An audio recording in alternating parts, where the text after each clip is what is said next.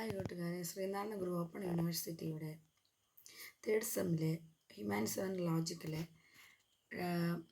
രണ്ടാമത്തെ ബ്ലോക്കിലെ നാലാമത്തെ അവസാനത്തെ യൂണിറ്റാണ് ലോജിക് ആൻഡ് സയൻസ്.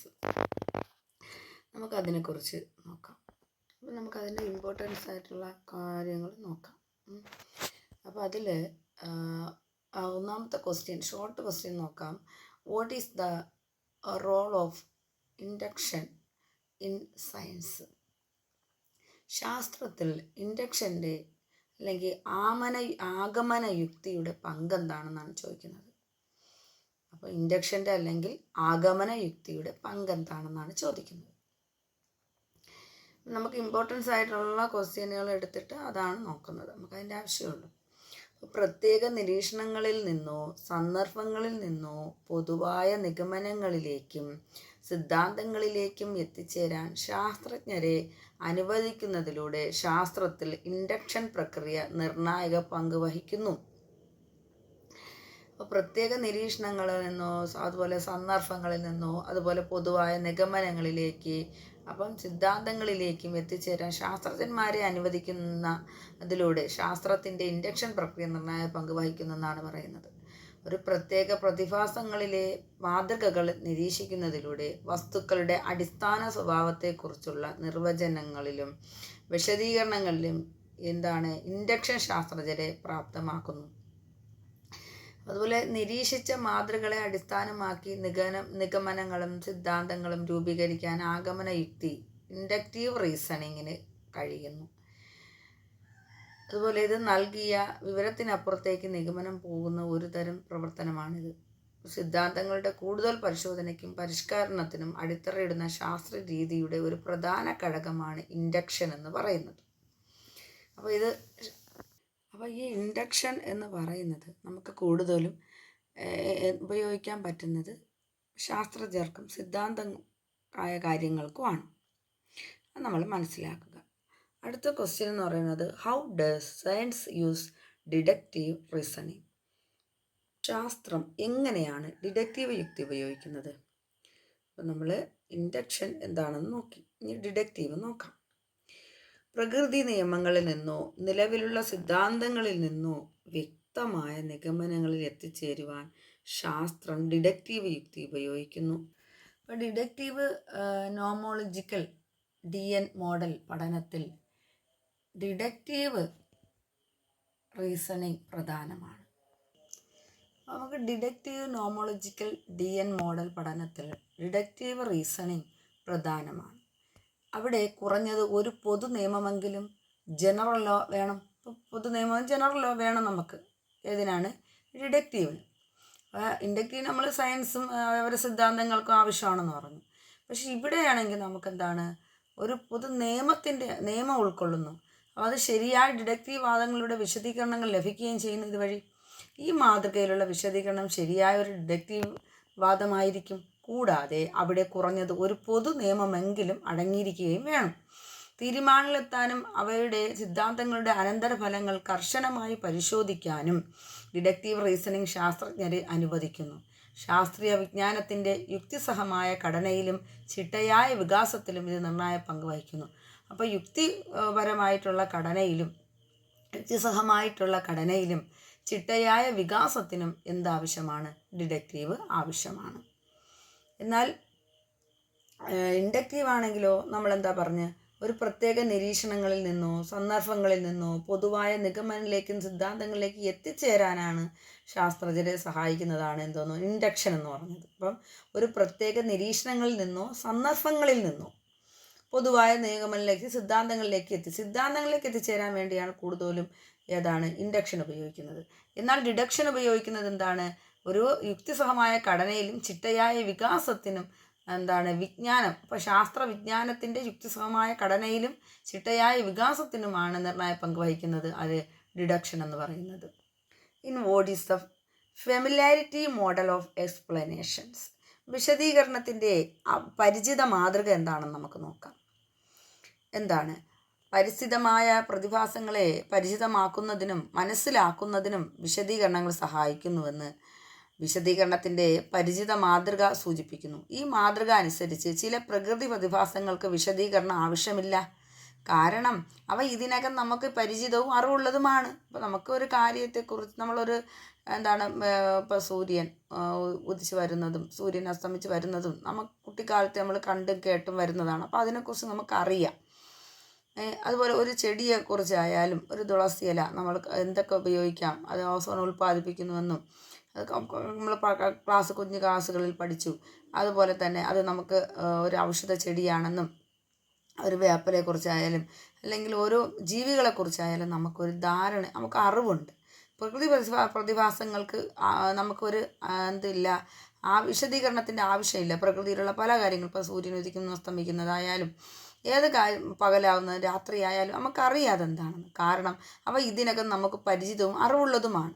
ഈ സന്ദർഭത്തിൽ അപരിചിതമായ സംഭവങ്ങളെ പരിചിതമായ ആശയങ്ങളുമായും മോഡലുകളുമായും ബന്ധിപ്പിക്കുന്നു. അപ്പോൾ പരിചിതമില്ലാത്ത സംഭവങ്ങളെയാണ് നമുക്ക് അവിടെ ആശയങ്ങളും മോഡലുകളും നമ്മൾ ഇതുമായി ബന്ധിപ്പിക്കുകയാണ്. അവയെ കൂടുതൽ മനസ്സിലാക്കാനും സഹായിക്കാനും ഈ വിശദീകരണങ്ങൾ സഹായിക്കുന്നു. ഉദാഹരണത്തിന് അപ്പോൾ നമുക്ക് familiarity in the model of explanation. അപ്പോൾ ഇതിനെക്കുറിച്ചൊക്കെ ഉള്ള പരിചിതം, ഈ വിശദീകരണത്തിൻ്റെ പരിചിത മാതൃക നമുക്ക് ആവശ്യമുള്ളത് അപരിചിതമായ സംഭവങ്ങളെക്കുറിച്ച് അറിയാൻ വേണ്ടിയാണ്. അപ്പോൾ അവയെ കൂടുതൽ മനസ്സിലാക്കാൻ സഹായിക്കുകയും ഈ വിശദീകരണങ്ങൾ സഹായിക്കുകയും അതുപോലെ ഉദാഹരണത്തിന് താപം എന്ന ആശയത്തിൽ വിവിധ വശങ്ങൾ എളുപ്പത്തിൽ മനസ്സിലാക്കുന്നതിനായി വാതകങ്ങളുടെ ചലന നിയമവുമായി ഇതിനെ ബന്ധപ്പെടുത്താം. ഈ സിദ്ധാന്തം പ്രകാരം വാതക തന്മാത്രകളെ ചെറിയ ബില്യാർഡ് പന്തുകളായി രൂപപ്പെടുത്തുകയും ഇവയിൽ ചൂട് വർദ്ധിപ്പിക്കുമ്പോൾ പന്തുകൾ വേഗത്തിലും ക്രമരഹിതവുമായി കൂട്ടിയിടിക്കുകയും ചെയ്യുന്നു. ഈ കൂട്ടിയിടിയുടെ ഫലമായി താപം അനുഭവപ്പെടുകയും ഇത്തരത്തിൽ താപം എന്ന ആശയത്തെ എളുപ്പത്തിൽ മനസ്സിലാക്കാൻ കഴിയുകയും ചെയ്യുന്നു. നമുക്ക് നമ്മുടെ പ്രകൃതിയിൽ, നമ്മുടെ അറ്റ്മോസ്ഫിയറിൽ നമുക്ക് ഒത്തിരി വാതകങ്ങളുണ്ട്. വാതകങ്ങളെന്ന് പറയുമ്പം നൈട്രജൻ 78% ഉണ്ടെന്നും 21% ഓക്സിജൻ ഉണ്ടെന്നും അതുപോലെ കാർബൺ ഡൈ ഓക്സൈഡും ആർഗണും എക്സെട്ര അങ്ങനെ ഒത്തിരി വാതകങ്ങൾ നമുക്കുണ്ട്. അപ്പോൾ ഈ വാതകങ്ങളെല്ലാം ഗ്രീൻ ഹൗസ് വാതകങ്ങൾ ആയി മാറുന്ന ഒരവസ്ഥ. ഈ ഗ്രീൻ ഹൗസ് വാതകങ്ങളെല്ലാം എന്തായി മാറും? ആഗോളതാപനത്തിന്, ഇത് ചൂട് കൂടുമ്പോൾ ആഗോളതാപനത്തിന് കാരണമാകുമെന്നൊക്കെ നമ്മൾ പഠിച്ചിട്ടുണ്ട്. അപ്പോൾ അതൊക്കെ മനസ്സിലാക്കാൻ നമുക്ക് ഇതിൽ കൂടി കഴിയും എന്നുള്ളതാണ്. What is the significance of the deductive nomological DN model of explanations? Deductive nomological DN വിശദീകരണത്തിൻ്റെ പ്രാധാന്യം എന്താണെന്ന് അടുത്ത് നമുക്ക് നോക്കാം. കർശനവും യുക്തിപരവുമായ ഘടനയിലുള്ളതിനാലും നിയമങ്ങളുടെ പങ്കിന് ഊന്നൽ നൽകുന്നതിനാലും ഡിഡക്റ്റീവ് നോമോളജിക്കൽ DN മോഡലിനെ കവറിംഗ് ലോ മോഡൽ എന്ന് പറയുന്നു. അപ്പോൾ കവർ ലോ മോഡൽ എന്ന് വെച്ചാൽ എന്താണ്? കർശനവും യുക്തിപരവുമായ ഘടനയിലുള്ളതിനാലും നിയമങ്ങളുടെ പങ്കിന് ഊന്നൽ നൽകുന്നതിനാലും. അപ്പം നിയമങ്ങളുടെ പങ്കിന് ഊന്നൽ നൽകുക മാത്രമല്ല, നമ്മളെ കർശനവും യുക്തിപരവുമായ ഘടനയിലുള്ളതിനാലും. അപ്പോൾ കർശനമായ യുക്തിപരമായ ഘടനയുണ്ട്, അതിന് നിയമങ്ങളുടെ പങ്കിന് ഊന്നൽ നൽകുന്നു. അങ്ങനെയുള്ള ഡിഡക്റ്റീവ് നോമോളജിക്കൽ മോഡലിനെയാണ് കവറിംഗ് ലോ മോഡൽ എന്നും ഇതിനെ അറിയപ്പെടുന്നു. ഒരു പക്ഷേ അങ്ങനെ ചോദിക്കാം, കവർ ലോ മോഡലിൻ്റെ മറ്റൊരു പേര്. അപ്പോൾ കവർ ലോ മോഡലിൻ്റെ മറ്റൊരു പേരാണ് ഡിഡക്റ്റീവ് നോമോളജിക്കൽ. ശാസ്ത്രത്തിലെ വിശദീകരണത്തിന് ഒരു പ്രധാന മാതൃകയാണിത്. ശാസ്ത്രീയ വിശദീകരണം നൽകുന്നതിൽ പ്രകൃതി നിയമങ്ങളുടെ നാച്ചുറൽ ലോ, ഡിഡക്റ്റീവ് യുക്തിയും പ്രാധാന്യം ഈ മാതൃക എടുത്തു കാണിക്കുന്നു. ഒരു പ്രത്യേക പ്രതിഭാസത്തെ ഒരു പൊതു നിയമത്തിനോ ഒരു കൂട്ടം നിയമങ്ങൾക്കോ കീഴിൽ ഉൾപ്പെടുത്തുന്നതിലൂടെ ആദ്യ പ്രതിഭാസം എന്തുകൊണ്ട് സംഭവിക്കുന്നു എന്നതിൻ്റെ യുക്തിസഹവും വ്യവസ്ഥാപിതവുമായ വിവരണം നൽകാൻ DN മോഡൽ ലക്ഷ്യമിടുന്നു. DN മോഡൽ ഡിഡക്റ്റീവ് സാധ്യതകൾക്ക് കുറഞ്ഞത് ഒരു പൊതു നിയമമെങ്കിലും ഉൾപ്പെടുത്തുന്നതിനും ഊന്നൽ നൽകുന്നതിലൂടെ ശാസ്ത്രത്തെ യുക്തിസഹവും നിയമാനുസൃതവുമായ സംരംഭമെന്ന പരമ്പരാഗത വീക്ഷണവുമായി ബന്ധപ്പെട്ടിരിക്കുകയാണ്. അപ്പോൾ DN മോഡലിന് എന്തൊക്കെ ഉണ്ടാകുന്ന എന്ത് പ്രതിഭാസം എന്നാണ് പറയുന്നത്? ഇത് സംഭവിക്കുന്നു എന്നതിൻ്റെ യുക്തിസഹവും വിസ്ഥാപിതവുമായ വിതരണം നൽകാൻ DN മോഡൽ ലക്ഷ്യമിടുന്നുള്ളതാണ്. അപ്പോൾ ഈ DN മോഡൽ ഡിഡക്റ്റീവ് സാധ്യതകൾക്കും കുറഞ്ഞത് ഒരു പൊതു നിയമമെങ്കിലും ഉൾപ്പെടുത്തുന്നതിനും ഊന്നൽ നൽകുന്നതിലൂടെ ശാസ്ത്രത്തെ യുക്തിസഹവും നിയമാധിഷ്ഠിതവുമായ സംരംഭം എന്ന പരമ്പരാഗത വീക്ഷണവുമായി ബന്ധിപ്പിക്കുകയാണ് ഈ ഡിഡക്റ്റീവ് നോമോളജിക്കൽ ചെയ്യുന്നത്. അടുത്ത ക്വസ്റ്റ്യനിൽ how does the aesthetic influence scientific reasoning and theory choice. സൗന്ദര്യശാസ്ത്രം ശാസ്ത്രീയ യുക്തിയും സിദ്ധാന്തം തിരഞ്ഞെടുപ്പിനെയും എങ്ങനെ സ്വാധീനിക്കുന്നു എന്നുള്ളതാണ്. അപ്പോൾ അസ്തറ്റിക് ഇൻഫ്ലുവൻസ് സയൻറ്റിഫിക്. ഓക്കെ, എന്താണെന്ന് നമുക്ക് നോക്കാം. ശാസ്ത്രീയ യുക്തിയെയും സിദ്ധാന്തങ്ങളുടെ തിരഞ്ഞെടുപ്പിനെയും സ്വാധീനിക്കുന്നതിൽ സൗന്ദര്യശാസ്ത്രം അല്ലെങ്കിൽ സൗന്ദര്യത്തിൻ്റെയും അഭിരുചിയുടെയും ബോധം ഒരു പ്രധാന പങ്ക് വഹിക്കുന്നു. ആകർഷമോ മനോഹരമോ ആയ സിദ്ധാന്തങ്ങൾ തിരഞ്ഞെടുക്കുന്നതിലും പരീക്ഷിക്കുന്നതിലും ന്യായീകരിക്കുന്നതിലും സൗന്ദര്യാത്മക പരിഗണനകൾ പലപ്പോഴും ശാസ്ത്രജ്ഞർക്ക് വഴികാട്ടുന്നു. അപ്പോൾ എങ്ങനെയാണ് ശാസ്ത്രീയ യുക്തിയെയും സിദ്ധാന്തങ്ങളുടെ തിരഞ്ഞെടുപ്പിനെയും സ്വാധീനിക്കുന്നതിൽ സൗന്ദര്യശാസ്ത്രം അല്ലെങ്കിൽ സൗന്ദര്യത്തിൻ്റെ, അപ്പോൾ എങ്ങനെയൊക്കെയാണ് ശാസ്ത്രീയ യുക്തിയെയും സിദ്ധാന്തങ്ങളുടെ തിരഞ്ഞെടുപ്പിനെയും എന്ത് സ്വാധീനിക്കുന്നു? സൗന്ദര്യശാസ്ത്രം അല്ലെങ്കിൽ സൗന്ദര്യത്തിൻ്റെയും അഭിരുചിയുടെയും ബോധം ഒരു പ്രധാന പങ്ക് വഹിക്കുകയാണ് ചെയ്യുന്നത്. അതുപോലെ ഈ സൗന്ദര്യം എന്ന് പറയുമ്പോൾ ആകർഷിക്കുമല്ലോ നമ്മൾ. ആകർഷമോ മനോഹരമോ ആയ സിദ്ധാന്തങ്ങൾ തിരഞ്ഞെടുക്കുന്നതിലും പരീക്ഷണത്തിലും ന്യായീകരണത്തിലും സൗന്ദര്യാത്മക പരിഗണനകൾ പലപ്പോഴും ശാസ്ത്രജ്ഞർക്ക് വഴികാട്ടുന്നു. അപ്പോൾ ശാസ്ത്രത്തിൽ എന്തൊരു സൗന്ദര്യവും നമ്മൾ ആലോചിക്കും, അല്ലേ? മനസ്സിലായോ? നല്ല ഭംഗിയുള്ള ആകർഷകമായിട്ടുള്ള മനോഹരമായിട്ടുള്ള സിദ്ധാന്തങ്ങൾ തിരഞ്ഞെടുക്കുന്നതിന് ഇത് പരീക്ഷിക്കുന്നതിനും ന്യായീകരിക്കുന്നതിനും സൗന്ദര്യാത്മക പരിഗണനകൾ പലപ്പോഴും ശാസ്ത്രജ്ഞർക്ക് വഴികാട്ടുന്നു. എന്താണ്? അസറ്റിക് ഇൻഫ്ലുവൻസ് ഉണ്ടാകുന്നു. അപ്പോൾ പല ശാസ്ത്രജ്ഞരും അവരുടെ സൗന്ദര്യാത്മക സംവേദനക്ഷമത അവരുടെ ജോലി സ്വാധീനിക്കുക മാത്രമല്ല പ്രകൃതി പ്രതിഭാസങ്ങളെക്കുറിച്ചുള്ള പഠനത്തെ പ്രചോദിപ്പിക്കുകയും ചെയ്യുന്നുണ്ട്. അതൊക്കെ അവർ സമ്മതിച്ച കാര്യങ്ങളാണ്. സൗന്ദര്യ ശാസ്ത്രത്തിന് ഒരു ശാസ്ത്രത്തിന് അവർ നൽകിയ കാഴ്ചപ്പാടുകൾ അത്ര വലുതാണ്. അപ്പം ഏതൊക്കെ സിദ്ധാന്തങ്ങൾ പിന്തുടരണം, പരീക്ഷിക്കണം, ആത്യന്തികമായി അംഗീകരിക്കണം അല്ലെങ്കിൽ നിരസിക്കണം എന്നതിനെക്കുറിച്ചുള്ള ശാസ്ത്രജ്ഞരുടെ ഒരു തീരുമാനങ്ങളെ സൗന്ദര്യാത്മക മൂല്യങ്ങൾ രൂപപ്പെടുത്തുന്നു. ശാസ്ത്രീയ സിദ്ധാന്തങ്ങൾ, മാതൃകകൾ, ഗണിതപരമായ തെളിവുകൾ എന്നിവയുടെ സൗന്ദര്യവും ചാരുതയും ശാസ്ത്രം സമൂഹത്തിനുള്ളിൽ അവയുടെ ആകർഷണത്തിന് സ്വീകാര്യതയ്ക്കും കാരണമായിട്ടുണ്ട്. നമ്മൾ അടുത്ത് നോക്കുന്നത് വാട്ട് ഈസ് ദ തിയറി എന്താണ് ladenness and how does it relate to subjectivity in science. എന്താണ് തിയറി ലാഡ്നസ് എന്ന സിദ്ധാന്തം? അത് ശാസ്ത്രത്തിലെ ആത്മനിഷ്ഠതയുമായി എങ്ങനെ ബന്ധപ്പെട്ടിരിക്കുന്നു? അപ്പോൾ ആത്മനിഷ്ഠതയുമായി എങ്ങനെ ബന്ധപ്പെട്ടിരിക്കുന്നു നമുക്ക് നോക്കാം ശാസ്ത്രത്തിന്. ഇപ്പോൾ ശാസ്ത്രജ്ഞർ നടത്തുന്ന എല്ലാ നിരീക്ഷണങ്ങളും അന്വേഷണങ്ങളും അവരുടെ സിദ്ധാന്തിക മുൻധാരണകളാലും നിഗമനങ്ങളാലും സ്വാധീനിക്കപ്പെടുന്നുവെന്ന് സൈദ്ധാന്തിക പഠനങ്ങൾ സൂചിപ്പിക്കുന്നു. അപ്പോൾ ശാസ്ത്രന്മാർ അവർ നിരീക്ഷിക്കുന്നു, അത് നിരീക്ഷിച്ചിട്ട് അവരത് അന്വേഷിക്കുന്നു, അല്ലേ? എന്നിട്ട് എന്ത് ചെയ്യുന്നു? അതിൻ്റെ മുൻധാരണകളും നിഗമനങ്ങളും അതും അവരുടെ മനസ്സിലുണ്ട്. അതിനെ വെച്ചും ഇതവർക്ക് സ്വാധീനിക്കപ്പെടുന്നുണ്ട്. അപ്പോൾ ഇതിനെ സൈദ്ധാന്തിക പഠനങ്ങൾ സൂചിപ്പിക്കുന്നു. ഈ സിദ്ധാന്തം അനുസരിച്ച് ശാസ്ത്രജ്ഞർ നിരീക്ഷിക്കുകയും സിദ്ധാന്തങ്ങൾ നിർമ്മിക്കുകയും ചെയ്യുന്ന തികച്ചും നിഷ്പക്ഷവും വസ്തുനിഷ്ഠമായ ശാസ്ത്രീയ വസ്തുതകൾ ഇല്ല. പകരം നിരീക്ഷണങ്ങൾ വ്യക്തിഗതമായി ശാസ്ത്രജ്ഞൻ്റെ പശ്ചാത്തലം അനുഭവങ്ങളാണ് ആശയപരമായ ചട്ടക്കൂടുകൾ എന്നിവയിൽ രൂപപ്പെടുത്തുന്നു. അപ്പോൾ അവർക്ക് നിരീക്ഷണങ്ങൾക്ക് വ്യക്തിഗതമായിട്ടൊരു ഒരു പശ്ചാത്തലമുണ്ട്, ശാസ്ത്ര പശ്ചാത്തലമുണ്ട്. അവർക്കൊരു അനുഭവമുണ്ട്, അവർക്കൊരു ഐഡിയ ഉണ്ട്. അപ്പം ആ ചട്ടക്കൂടിൽ നിന്നാണ് ഇത് രൂപപ്പെടുന്നത്. അപ്പോൾ ഈ സിദ്ധാന്തം ശാസ്ത്രത്തിൻ്റെ വ്യക്തിനിഷ്ഠമായ വശം എടുത്തു കാണിക്കുകയാണ് ചെയ്യുന്നത്. കാരണം ഓരോ ശാസ്ത്രജ്ഞരും അവരുടെ സവിശേഷമായ കാഴ്ചപ്പാടുകളെയും സ്വന്തമായ നിഗമനങ്ങളെയും അടിസ്ഥാനമാക്കി നിരീക്ഷണങ്ങളെ വ്യത്യസ്തമായി വ്യാഖ്യാനിച്ചേക്കാം. ഈ സൈദ്ധാന്തിക സ്വഭാവം ശാസ്ത്രത്തിൻ്റെ പൂർണ്ണമായും വസ്തുനിഷ്ഠമായ ഒരു ഉദ്യമമെന്ന ആശയത്തെ വെല്ലുവിളിക്കുകയും ശാസ്ത്രീയ പരിശീലനത്തിന് സർഗാത്മകവും സൃഷ്ടിപരവും വ്യാഖ്യാനാത്മകവുമായ ഒരു തല അവതരിപ്പിക്കുകയും ചെയ്യുന്നു എന്നുള്ളതാണ്. അപ്പം നമുക്ക് ഈ ലാഡിനെസ്സിനെ കുറിച്ചാണ് നമ്മൾ പഠിക്കുന്നത്, തിയറി ലാഡിനെസ്. ഇപ്പോൾ ഈ തിയറി ലാഡിനെസ്സിൽ നമുക്ക് മനസ്സിലായ എന്താണെന്ന് വെച്ചാൽ ഈ ശാസ്ത്രജ്ഞർ നടത്തുന്ന എല്ലാ നിരീക്ഷണങ്ങളും അന്വേഷണങ്ങളും അവരുടെ സൈദ്ധാന്തിക മുൻധാരണയാൽ നിഗമനങ്ങൾ സ്വാധീനിക്കപ്പെടുന്നുണ്ട്. അവർക്ക് മുൻപേ അവർക്ക് അറിയാവുന്ന പല അറിവുകളും പല നിഗമനങ്ങളും ഇവർക്ക് പുതിയതായി നടത്തുന്ന നിരീക്ഷണങ്ങളിലോ അന്വേഷണങ്ങളിലോ അവർക്ക് ഉപകാരപ്പെടുന്നുണ്ട്.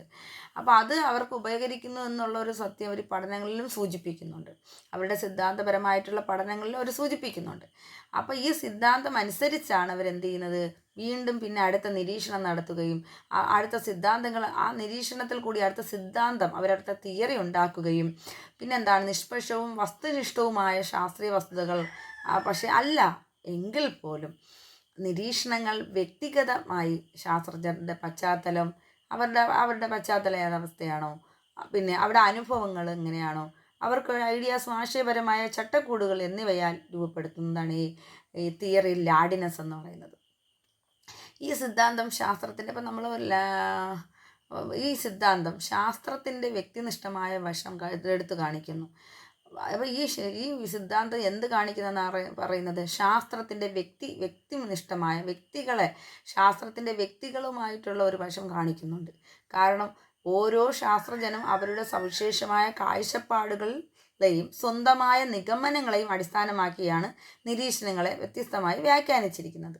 അപ്പോൾ ഈ തിയറി എന്ന് പറയുന്നത്, ഈ തിയറിയുടെ സ്വഭാവം എന്ന് പറയുന്നത്, ഈ ലാഡിനസ് എന്ന് പറയുന്ന തിയറിയുടെ സ്വഭാവം എന്ന് പറയുന്നത് പൂർണ്ണമായും വസ്തുനിഷ്ഠമായ ഒരു ഉദ്യമം എന്ന ആശയത്തെ വെല്ലുവിളിക്കുകയാണ് ചെയ്യുന്നത്, ഒരു ചലഞ്ച് ചെയ്യുകയാണ് ചെയ്യുന്നത് അവരുടെ ഈ ആശയങ്ങളിൽ. ഈ ശാസ്ത്രീയ പരിശീലനത്തിന് സർഗാത്മകവും സൃഷ്ടിപരവും വ്യാഖ്യാനാത്മകവുമായ ഒരു തലം അവതരിപ്പിക്കുകയും ചെയ്യുന്നു. അപ്പോൾ ഇവരുടെ ഉള്ളിലുള്ള കഴിവുകളും അവർ പുറത്തു കൊണ്ടുവരികയും അതിൽ അവർ ഒരു സൃഷ്ടിപരമായിട്ടുള്ള ഒരു വ്യാഖ്യാനം അവതരിപ്പിക്കുകയാണ് ഈ തിയറി ലാഡിനസ് കൊണ്ട് ചെയ്യുന്നത്. അടുത്ത question, how does the reason model explanation work? വിശദീകരണത്തിൻ്റെ കാരണ മാതൃക എങ്ങനെ പ്രവർത്തിക്കുന്നു എന്നാണ്. അപ്പം ഇതിൻ്റെ റീസൺ മോഡൽ എങ്ങനെ പ്രവർത്തിക്കുന്നു, കാരണ മാതൃക എന്ന് വെച്ചാൽ റീസൺ മോഡൽ എന്ന് വെച്ചാൽ മാതൃക വിശദീകരണത്തിൽ എന്തുകൊണ്ടാണ് ഓരോന്നും സംഭവിച്ചതെന്ന് വിശദീകരിക്കുന്നതിനുള്ള കാരണങ്ങളോ സാധ്യതകളോ തിരയുന്നു. ഇത് വിശദീകരണത്തിൻ്റെ നിർവചനത്തിൽ ഉൾപ്പെടുന്നു. ഈ മാതൃകയിൽ ഒരു പ്രതിഭാസം സംഭവിക്കുന്നതിൻ്റെ പിന്നിലെ കാരണങ്ങൾ അല്ലെങ്കിൽ ഹേതുക്കൾ എന്താണെന്ന് വിശദീകരിക്കുന്നു. ഉദാഹരണത്തിന് എന്തുകൊണ്ടാണ് എന്തെങ്കിലും സംഭവിച്ചതെന്ന് വിശദീകരിക്കാൻ ആവശ്യപ്പെടുമ്പോൾ ആ പ്രത്യേക സംഭവത്തിലേക്കോ നിരീക്ഷണത്തിലേക്കോ നയിച്ച അടിസ്ഥാന കാരണങ്ങൾ അല്ലെങ്കിൽ വസ്തുക്കൾ ശാസ്ത്രജ്ഞർ തിരഞ്ഞേക്കാം. വ്യക്തമായ കാരണങ്ങളൊന്നും തിരിച്ചറിയാൻ കഴിയുന്നില്ലെങ്കിൽ അത്തരം സന്ദർഭത്തിൽ സംഭവം ആകസ്മികമോ വിശദീകരിക്കാനാവാത്തതോ ആയി കണക്കാക്കുകയും ചെയ്യാം. അടുത്തതെന്ന് വെച്ചാൽ what is the role of the inductive reasoning in science? ശാസ്ത്രത്തിൽ ഇൻഡക്റ്റീവ് യുക്തിയുടെ പങ്ക് എന്താണെന്ന് നോക്കാം. നിർദ്ദിഷ്ട നിരീക്ഷണങ്ങളായോ സന്ദർഭങ്ങളായോ അടിസ്ഥാനമാക്കി പൊതുവായ സിദ്ധാന്തങ്ങളും നിഗമനങ്ങളും രൂപപ്പെടുത്താൻ ശാസ്ത്രജ്ഞരെ അനുവദിക്കുന്നതിലൂടെ ഇൻഡക്റ്റീവ് യുക്തി ശാസ്ത്രത്തിൽ നിർണായക പങ്ക് വഹിക്കുന്നു. അപ്പോൾ ഈ നിർദ്ദിഷ്ട നിരീക്ഷണങ്ങളെയോ സന്ദർഭങ്ങളെയോ അടിസ്ഥാനമാക്കി, അപ്പോൾ ഈ ഡിഡക്റ്റീവ് യുക്തിയുടെ നിർദ്ദിഷ്ടമായിട്ടുള്ള ഒരു നിരീക്ഷണം അല്ലെങ്കിൽ അതിനനുസരിച്ച് സന്ദർഭം, അതിനെ അടിസ്ഥാനമാക്കി പൊതുവായ ഒരു സിദ്ധാന്തങ്ങളും അതിനനുസരിച്ചുള്ള നിഗമനങ്ങളും രൂപപ്പെടുത്തുന്ന ശാസ്ത്രജ്ഞൻ അനുവദിക്കുന്നവരുടെ ഇൻഡക്റ്റീവ് യുക്തി ശാസ്ത്രത്തിൽ നിർണായക പങ്ക് വഹിക്കുന്നു. അപ്പോൾ ഈ ശാസ്ത്രജ്ഞർ നിരീക്ഷിച്ച പ്രതിഭാസങ്ങളിലെ മാതൃകകളും ക്രമങ്ങളും തിരിച്ചറിയുകയും അതുപോലെ അവരുടെ സിദ്ധാന്തങ്ങൾ പൊതുതത്വങ്ങളും വികസിപ്പിക്കുന്നതിൽ ഈ പാറ്റേണുകൾ അവർ ഉപയോഗിക്കുകയും ചെയ്യുന്നു. അപ്പോൾ ഇൻഡക്റ്റീവ് അനുമാനങ്ങൾ വ്യാപ്തിയുള്ളതാണ് എന്നുള്ളതും ഒരു പോയിൻ്റാണ്. അതുപോലെ തന്നെ ഈ സിദ്ധാന്തങ്ങൾ, ഈ ഇൻഡക്റ്റീവ് യുക്തിയെ സിദ്ധാന്ത രൂപീകരണത്തിൻ്റെയും ശാസ്ത്രീയ കണ്ടെത്തലിൻ്റെയും ഒരു പ്രധാന ഘടകമായി കാണുന്നു. അതുപോലെ നിഗമന അല്ലെങ്കിൽ ഡിഡക്റ്റീവ് യുക്തിയിലൂടെ പരീക്ഷണങ്ങളിലൂടെയും ശാസ്ത്രീയ സിദ്ധാന്തങ്ങൾ കൂടുതൽ പരിശോധനയ്ക്കും പരിഷ്കരണത്തിനും ഇൻഡക്ഷൻ അടിത്തറയാകുന്നുണ്ട്. ഡിഡക്റ്റീവിൻ്റെ യുക്തിയും പരീക്ഷണങ്ങൾക്കും ആ സിദ്ധാന്തങ്ങൾക്ക് കൂടുതൽ പരിശോധനയ്ക്കും പരിഷ്കരണത്തിനും ആര് പങ്ക് വഹിക്കുന്നു? ഇൻഡക്ഷൻ അടിത്തറയിടുന്നുണ്ട്. അതുപോലെ what is the causal model of explanation? വിശദീകരണത്തിൻ്റെ മാതൃക, മോഡൽ ഓഫ് എക്സ്പ്ലനേഷൻ എന്താണെന്ന് നമുക്ക് നോക്കാം. വിശദീകരണത്തിൻ്റെയും കാരണ മാതൃക ഒരു പ്രത്യേക പ്രതിഭാസത്തിലേക്ക് നയിച്ച ചരിത്രത്തെക്കുറിച്ചോ സംഭവങ്ങളുടെ ക്രമത്തെക്കുറിച്ചോ വിവരങ്ങൾ നൽകുന്നതിൽ ശ്രദ്ധ കേന്ദ്രീകരിക്കുന്നു. അപ്പം ഇത് കാര്യങ്ങളെല്ലാം വിശദീകരിച്ചല്ലോ. എന്നിട്ട് ഇതിനൊരു കാരണ മാതൃക എന്ന് വെച്ചാൽ ഒരു മോഡൽ മാതൃകയുണ്ട്. ഒരു പ്രത്യേക പ്രതിഭാസത്തിലേക്ക്, ഒരു ഫിനോമിലേക്ക് ഇത് നയിക്കും. ചരിത്രത്തെക്കുറിച്ചോ ഇപ്പം നമ്മളെ ഹിസ്റ്ററിയെക്കുറിച്ചോ അല്ലെങ്കിൽ സംഭവങ്ങളുടെ ക്രമത്തെക്കുറിച്ചോ ഓരോന്നും ഗ്രാജുവലായിട്ട് ക്രമേണ അല്ലേ അതിൻ്റെ ഒരു സംഭവങ്ങൾ, ആ നടന്ന സംഭവങ്ങളുടെ ക്രമത്തെക്കുറിച്ചോ വിവരങ്ങൾ നൽകുന്നതിൽ ശ്രദ്ധ കേന്ദ്രീകരിക്കുന്നു. എന്ന് വെച്ചാൽ ഇപ്പോൾ തന്നെ ആദ്യം യൂറോപ്യന്മാരിവിടെ വന്നു, പിന്നെ അവരെ പിൻപറ്റി മറ്റുള്ള ആൾക്കാരിവിടെ വന്നു, അപ്പോൾ അത് നമ്മൾ ക്രമാനുസരിച്ച് 1498, അത് കഴിഞ്ഞ് 1502, 500, 600, 1947, 1961, അങ്ങനെ നമ്മൾ ക്രമാനുസരിച്ച് ചരിത്രം സംഭവങ്ങൾ പഠിക്കും, വിവരങ്ങൾ നൽകുന്നതിൽ ശ്രദ്ധ കേന്ദ്രീകരിക്കും പോലെ ആണ് ഈ എന്താണ് ലിഗറ്റീവ് നോമോളജിക്കൽ മോഡലിൽ നിന്ന് വ്യത്യസ്തമായി കാരണകാര്യ മോഡലിലേക്ക് ഇംപ്ലിക്കേഷനിലേക്ക് ഒരു പ്രകൃതി നിയമത്തിൻ്റെ പിൻബലം ആവശ്യമില്ല. പകരം ഒരു പ്രതിഭാസത്തെ അതിൻ്റെ മുൻധാരണകളെയും ആത്യന്തികമായി നിരീക്ഷിച്ച സംഭവത്തിന് കാരണമായ സംഭവങ്ങളുടെ ശൃംഖലയെയും പിന്തുടരുന്നു വിശദീകരിക്കുകയും ചെയ്യുന്നു. ഇനി പ്രത്യേക പ്രതിഭാസങ്ങൾക്ക് കാരണമാകുന്ന അടിസ്ഥാന കാരണങ്ങളും സംവിധാനങ്ങളും തിരിച്ചറിയുകയും മനസ്സിലാക്കുകയും ചെയ്യേണ്ടതിൻ്റെ പ്രാധാന്യമാണ് നമുക്ക് കോഷൽ മോഡൽ ഊന്നിപ്പറയുന്നത്. അടുത്തത്, how does the science aim to provide explanation for natural phenomena.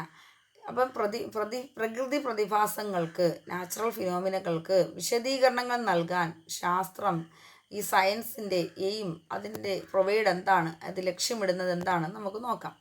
അപ്പം അമാനുഷികമോ അവിശ്വസനീയമായ വിവരങ്ങൾ തള്ളിക്കളയുകയും, അപ്പം മനുഷ്യന് ചിന്തിക്കാൻ പറ്റാത്ത അല്ലെങ്കിൽ വിശ്വസിക്കാൻ പറ്റാത്ത കാര്യങ്ങളൊക്കെ വരികയാണെങ്കിൽ തള്ളിക്കളയും. പകരം യുക്തിസഹവും പ്രായോഗികവുമായ വിശദീകരണങ്ങൾ നൽകുകയും ചെയ്തുകൊണ്ട് പ്രകൃതി പ്രതിഭാസങ്ങൾക്ക് വിശദീകരണങ്ങൾ നൽകാനാണ് ശാസ്ത്രം ലക്ഷ്യമിടുന്നത്. അപ്പോൾ ചരിത്രപരമായി വ്യവസ്ഥാപിത നിരീക്ഷണം, പരീക്ഷണം, സിദ്ധാന്തങ്ങളുടെ രൂപീകരണം എന്നിവയിലൂടെ പ്രകൃതി സംഭവങ്ങളുടെ അടിസ്ഥാന കാരണങ്ങളും സ്വഭാവങ്ങളും അനാവരണം ചെയ്തുകൊണ്ട് ശാസ്ത്രം അവയെ നിർവചിക്കാൻ ശ്രമിച്ചിട്ടുണ്ട്. പ്രതിഭാസങ്ങളെ യുക്തിസഹമായി വിശദീകരിക്കാനുള്ള കഴിവിലാണ് ശാസ്ത്രീയ നിരീക്ഷണം സ്ഥിതി ചെയ്യുന്നത്. അവയെ അജ്ഞതയുടെ ലോകത്തിൽ നിന്ന് അറിയപ്പെടുന്ന സാഹചര്യത്തിലേക്ക് മാറ്റുന്നു. കർശനമായ അന്വേഷണത്തിലൂടെയും യുക്തിസഹമായ നിഗമനത്തിലൂടെയും പ്രപഞ്ചത്തിൽ ആഴങ്ങൾ വെളിപ്പെടുത്താനും പ്രപഞ്ചത്തിൻ്റെ നിഗൂഢതകൾ അനാവരണം ചെയ്യാനും ശാസ്ത്രം ഇതിലൂടെ ശ്രമിക്കുന്നു എന്നുള്ളതാണ്. നമുക്ക് പാരഗ്രാഫ് ക്വസ്റ്റ്യനിലോട്ട് പോകാം. Explain the scientific method and its relation to induction and deduction. നമുക്ക് ശാസ്ത്രീയ രീതിയും ഇൻഡക്ഷൻ, ഡിഡക്ഷൻ എന്നിവയുമായുള്ള അതിൻ്റെ ബന്ധവും വിശദീകരിക്കാൻ നോക്കാം. ഇൻഡക്ഷനും ഡിഡക്ഷനും തമ്മിലുള്ള ബന്ധമാണ് നമ്മളിവിടെ പറയുന്നത്. പ്രപഞ്ചത്തെക്കുറിച്ചുള്ള അറിവ് നേടാൻ ഉപയോഗിക്കുന്ന വ്യവസ്ഥാപിത സമീപനമാണ് ശാസ്ത്രീയ രീതി. നമുക്കറിയാമല്ലേ, പ്രപഞ്ചത്തെക്കുറിച്ച്, നമ്മളെ ലോകത്തെക്കുറിച്ച് നമ്മൾ പഠിക്കാൻ വേണ്ടി ഓരോ കാര്യങ്ങൾ ഉപയോഗിക്കുന്ന വ്യവസ്ഥാപിത സമീപനമാണ് നമ്മൾ സമീപിക്കുന്ന ഓരോ അറിവ് നേടാൻ വേണ്ടി ഉപയോഗിക്കുന്ന ഓരോ കാര്യങ്ങളാണ് പ്രപഞ്ചത്തെക്കുറിച്ച്. ഇപ്പം നമ്മൾ സ്പേസിൽ പോയി അവിടെ ചെന്ന് അവിടുത്തെ ഓരോ കാര്യങ്ങളെക്കുറിച്ച് പഠിക്കാൻ ശ്രമിക്കുന്നത് പോലെ നിരീക്ഷണങ്ങളിലൂടെ പ്രകൃതി പ്രതിഭാസങ്ങളിൽ പാറ്റേണുകൾ എന്ന് വെച്ചാൽ അത് ക്രമമായിട്ട് ശാസ്ത്രജ്ഞർ തിരിച്ചറിയുന്നതിലൂടെ ശാസ്ത്രീയമായ രീതി, സയൻറ്റിഫിക് മെത്തേഡ് ആരംഭിക്കുന്നത്. നിരീക്ഷണങ്ങളാണ് എവിടെയും, അതിൽ നിന്നാണ് ഒരു നിഗമനത്തിലെത്തുന്നത്. ഇത്തരം നിരീക്ഷണങ്ങളിൽ നിന്ന് പൊതുവായി നിഗമനങ്ങളിലേക്കോ സിദ്ധാന്തങ്ങളിലേക്കോ എത്തിച്ചേരാൻ നമുക്ക് ഇൻഡക്ഷൻ റീസണിങ് ഉപയോഗിക്കാം. അപ്പം നിരീക്ഷണങ്ങളിൽ നിന്ന് പൊതുവായ നിഗമനങ്ങളിലേക്കോ സിദ്ധാന്തങ്ങളിലേക്കോ നിഗമനങ്ങളിലേക്കോ സിദ്ധാന്തങ്ങളിലേക്കോ എത്തിച്ചേരാൻ നമുക്ക് ഇൻഡക്റ്റീവ് റീസണിങ് ഉപയോഗിക്കുന്നു. നിഗമനങ്ങളിലേക്കോ സിദ്ധാന്തങ്ങളിലേക്കോ എത്തിച്ചേരാൻ നമുക്ക് ഇൻഡക്റ്റീവ് റീസണിങ് ഉപയോഗിക്കുന്നു. അപ്പോൾ ഇൻഡക്ഷനിലൂടെ നിരീക്ഷിച്ച മാതൃകകളുടെ അടിസ്ഥാന സ്വഭാവത്തെക്കുറിച്ചുള്ള നിർവചനങ്ങളിലും വിശദീകരണങ്ങളിലും ശാസ്ത്രജ്ഞർ എത്തിച്ചേരുന്നു. ഇത്തരത്തിൽ സിദ്ധാന്തങ്ങൾ ആവിഷ്കരിച്ചു കഴിഞ്ഞാൽ ഈ സിദ്ധാന്തങ്ങളിൽ നിന്ന് യുക്തിസഹമായ ഫലങ്ങളിലേക്കും പ്രവചനങ്ങളിലേക്കും എത്തിച്ചേരാൻ ഡിഡക്റ്റീവ് റീസണിങ് എന്നാൽ നിഗമയുക്തി നമ്മളെ ഉപയോഗിക്കുന്നു എന്നുള്ളതാണ്. അപ്പം നിഗമയുക്തി എന്തിനാണ് ഉപയോഗിക്കുന്നത് വെച്ചാൽ ഇൻഡക്റ്റീവ് റീസണിങ് ഉപയോഗിക്കുന്നു. ആ ഇൻഡക്ഷനിലൂടെ നിരീക്ഷിച്ച മാതൃകകളുടെ അടിസ്ഥാന സ്വഭാവത്തെക്കുറിച്ചുള്ള നിർവചനങ്ങളിലും അതിൻ്റെ ഡെഫിനിഷനുകളിലും അതിൻ്റെ എക്സ്പ്ലനേഷനുകളിലും ശാസ്ത്രജ്ഞന്മാർ എത്തിച്ചേരുന്നു. ഇങ്ങനെ ഉണ്ടായ സിദ്ധാന്തങ്ങൾ ആവിഷ്കരിച്ച് കഴിഞ്ഞിട്ട് ഇവർ ഈ സിദ്ധാന്തം ഉണ്ടാക്കിയിട്ട് ഈ സിദ്ധാന്തങ്ങളിൽ യുക്തിസഹമായ ഫലങ്ങളിലേക്കും, അപ്പോൾ ഇതിനൊരു യുക്തിസഹമായ ഒരു കാര്യം ഉണ്ടായിരിക്കും, അതവർ പ്രവചനങ്ങളിലേക്കും എത്തിച്ചേരാൻ നിഗമയുക്തി അല്ലെങ്കിൽ ഡിഡക്റ്റീവ് റീസണിങ് ഉപയോഗിക്കുന്നു. അപ്പോൾ ഈ ആദ്യം നടക്കുന്നത് എന്തായിരിക്കും? Inductive reasoning. ഈ ഇൻഡക്റ്റീവ് റീസണിങ്ങിനെ ഫോളോ ചെയ്താണ് ഡിഡക്റ്റീവ് റീസണിങ്ങിലേക്ക് കടന്നു വരുന്നത്. അപ്പോൾ ഈ പ്രവചനങ്ങളെ പ്രായോഗിക നിരീക്ഷണങ്ങളുമായിട്ട് എംപിരിക്കൽ ഒബ്സർവേഷനുമായിട്ട് താരതമ്യപ്പെടുത്തി അവയുടെ സിദ്ധാന്തങ്ങൾ പരീക്ഷിക്കാൻ നിഗമനയുക്തി ശാസ്ത്രജ്ഞരെ സഹായിക്കുന്നു. അപ്പം നിഗമനയുക്തി എന്ന് പറയുമ്പോഴത്തേക്ക് ഈ ഡിഡക്റ്റീവ് സഹായിക്കുന്നു. ഡിഡക്റ്റീവ് എത്രത്തോളം സഹായിക്കുന്നു എന്നുള്ളതിനെക്കുറിച്ചാണ് നമ്മൾ നോക്കുന്നത്. അപ്പോൾ ഇൻഡക്റ്റീവിനെ ഫോളോ ചെയ്താണ് ഡിഡക്റ്റീവ് ഉണ്ടാകുന്നത് നമ്മൾ പ്രത്യേകം ശ്രദ്ധിക്കുക. അപ്പോൾ ഈ സിദ്ധാന്തത്തെ പിന്തുണയ്ക്കുകയും ഇല്ലെങ്കിൽ അവ പരിഷ്കരിക്കുകയോ ഉപേക്ഷിക്കുകയോ ചെയ്യേണ്ടതായും വന്നേക്കാം. അപ്പോൾ ശാസ്ത്രീയ രീതി ഇത്തരം ഇൻഡക്ഷൻ, ഡിഡക്ഷൻ എന്നീ രീതികളുടെ സംയോജനത്തെ ആശ്രയിച്ചിരിക്കുന്നു. നിരീക്ഷണത്തിൻ്റെയും സിദ്ധാന്ത രൂപീകരണത്തിൻ്റെയും പ്രാരംഭഘട്ടങ്ങളിൽ തുടക്കത്തിൽ തന്നെ നമ്മളൊരു കാര്യം ഈ ശാസ്ത്രജ്ഞന്മാർ നിരീക്ഷിക്കുകയും ആ സിദ്ധാന്തം നിരീക്ഷിച്ചിട്ട് അതിനെക്കുറിച്ച് അവർ എഴുതി വയ്ക്കുമ്പോഴാണ് അതൊരു തിയറിയായി മാറുന്നത്. അപ്പോൾ ആ പ്രാരംഭഘട്ടങ്ങളിൽ തുടക്കത്തിൽ തന്നെ ഇൻഡക്ഷൻ രീതി നിർണായക പങ്ക് വഹിക്കുന്നു. ഇൻഡക്ഷൻ രീതിയാണ് തുടക്കത്തിൽ നമ്മളെ സഹായിക്കുന്നത്. അതേസമയം യുക്തിചിന്തകളെയും അനുഭവപരമായ തെളിവുകളെയും അടിസ്ഥാനമാക്കിയുള്ള സിദ്ധാന്തങ്ങളിലൂടെ പരിശോധനയിലും പരിഷ്കരണത്തിലും നിഗമന യുക്തി ഒരു പ്രധാന പങ്ക് വഹിക്കുന്നു. ഡിഡക്റ്റീവ് യുക്തി നമുക്ക് പ്രധാന പങ്ക് വഹിക്കുന്നതെന്ന് വെച്ചാൽ ഈ ഇൻഡക്ഷൻ ചെയ്ത് വെച്ചതിന് ശേഷം അത് പിന്നെ അതേസമയം അത് യുക്തിചിന്തയും അനുഭവപരമായ തെളിവുകളും അടിസ്ഥാനമാക്കി ആ ഇൻഡക്ഷനിൽ നിന്ന് കിട്ടുന്ന എല്ലാ യുക്തിപരമായിട്ടുള്ള അനുഭവങ്ങളെയും തെളിവുകളെയും അടിസ്ഥാനമാക്കി സിദ്ധാന്തങ്ങളുടെ പരിശോധനയിലും പരിഷ്കരണത്തിലും ആണ് വരുന്നത്, ഡിഡക്റ്റീവ് വരുന്നത്. അപ്പോൾ ആഗമന യുക്തി, ഇൻഡക്റ്റീവ് ഡിഡക്റ്റീവ് റീസണിങ് പരീക്ഷണങ്ങളുടെയും അനുഭവപരമായ പരിശോധനകളുടെയും നിരന്തരം പരിണാമമാണ്. അപ്പോൾ പരീക്ഷണങ്ങൾ നടത്തുന്ന ഇൻഡക്റ്റീവും അതിൻ്റെ അനുഭവ പരിശോധന നടത്തുന്ന ഡിഡക്റ്റീവിലുമാണെന്ന് ഓർക്കുക. അങ്ങനെ പ്രകൃതിയെ മനസ്സിലാക്കാനുള്ള ശാസ്ത്രീയ സമീപനത്തിൻ്റെ കാതൽ ഇതാണ്. ഇനി അടുത്തത് discuss the role of the logic in science, highlighting the use of deductive reasoning and the deductive nomological DN model of explanation. അപ്പോൾ ശാസ്ത്രത്തിൽ യുക്തിചിന്തയുടെ പങ്ക് എന്താണെന്നാണ് ചോദിക്കുന്നത്. ശാസ്ത്രത്തിൽ യുക്തിചിന്തയുടെ പങ്ക് എന്താണ്? ലോജിക്കൽ ഇൻ സയൻസ് എന്താണെന്നാണ് ചർച്ച ചെയ്യുന്നത്. അതിൽ ആരൊക്കെ ഒരു ഡിഡക്റ്റീവ് റീസണിങ്ങിൽ ഉപയോഗവും വിശദീകരണത്തിൻ്റെ ഡിഡക്റ്റീവ് നോമോളജിക്കൽ DN മാതൃകയും ഉയർത്തിക്കാട്ടുക. എങ്ങനെ നമുക്ക് ഉയർത്തിക്കാട്ടാം? പ്രധാനമായി ഡിഡക്റ്റീവ് നമ്മൾ ഇൻഡക്റ്റീവ് എന്നാണ് നിരീക്ഷിച്ച് വെച്ചതിന് അതിനെ പിന്നെ കുറച്ചും കൂടെ കാര്യങ്ങളിലോട്ട് കൊണ്ടുപോകുന്നതാണ് ഡിഡക്റ്റീവ് എന്ന് പറയുന്നത്. കാരണം നമ്മൾ പ്രപഞ്ചത്തെക്കുറിച്ചുള്ള അറിവ് നേടിയതിന് ശേഷം ആ നിരീക്ഷണങ്ങളോട് പ്രകൃതി പ്രതിഭാസങ്ങളിലേക്ക് ഒരു ക്രമമായിട്ട് ശാസ്ത്രജ്ഞർ തിരിച്ചറിയുകയും അതിനെ തിയറിയായിട്ട് എഴുതി വയ്ക്കുകയും ചെയ്യും. എന്നിട്ട് അതിനെ അവരെന്ത് ചെയ്യും? നിരീക്ഷണത്തിൽ നിന്ന് പൊതുവായ നിഗമനങ്ങളിൽ സിദ്ധാന്തങ്ങളിലൊക്കെ ചേർന്നിട്ട് എന്ത് ചെയ്യും? ഡിഡക്റ്റീവിലോട്ട് പോകും. ഡിഡക്റ്റീവിലോട്ട് പോകുക എന്ന് പറഞ്ഞാൽ ആ നമ്മൾ കണ്ടുപിടിച്ച് വെച്ച പരീക്ഷണങ്ങളെ അനുഭവവും പരിശോധനയിലൂടെ നിരന്തരം അത് പരിണാമമായി മാറും. അത് നിരന്തരം അത് മാറ്റി അത് ശരിക്കൊരു ശാസ്ത്രത്തിലോട്ട് ചെന്ന് കടക്കും. ശരിയായ ഒരു കാതലിലോട്ട്, ഒരു സമീപനത്തിലോട്ട് ചെന്ന് കടക്കും. അതിന് സഹായിക്കുന്ന ഡിഡക്റ്റീവ്, ഇൻഡക്ഷനെ സഹായിക്കുന്നതാണ് ഡിഡക്റ്റീവ്. അപ്പം പ്രധാനമായും ഡിഡക്റ്റീവ് യുക്തിയുടെ പ്രയോഗത്തിലൂടെ ശാസ്ത്രത്തിൽ യുക്തിചിന്ത, ലോജിക്ക് ഒരു പ്രധാന പങ്ക് വഹിക്കുന്നു. പ്രകൃതി നിയമങ്ങളോ സുസ്ഥാപിത സിദ്ധാന്തങ്ങളോ ഉൾപ്പെടുന്ന ഒരു കൂട്ടം പരിസരങ്ങളിൽ നിന്ന് കൃത്യതയോടെ നിഗമനങ്ങളിൽ എത്തിച്ചേരാൻ ഡിഡക്റ്റീവ് റീസണിങ് ശാസ്ത്രജ്ഞരെ അനുവദിക്കുന്നു. അപ്പം വിശദീകരണത്തിൻ്റെ ഡിഡക്റ്റീവ് നോമോളജിക്കൽ എന്ന് പറയുന്ന മാതൃക ശാസ്ത്രത്തിൻ്റെ ഡിഡക്റ്റീവ് യുക്തിയുടെ ഉപയോഗത്തിന് ഉദാഹരണമാണ്. ഈ മാതൃകയനുസരിച്ച് ഒരു ശാസ്ത്രീയ വിശദീകരണം എന്നത് ഒരു സാധ്യതയുള്ള ഡിഡക്റ്റീവ് വാദമാണ്. അവിടെ അടിസ്ഥാനമായിട്ട് പറയുന്നത് പരിസരം എന്ന് പറയുന്നത് കുറഞ്ഞത് ഒരു പൊതു നിയമമോ തത്വമോ അടങ്ങിയിരിക്കുന്നു.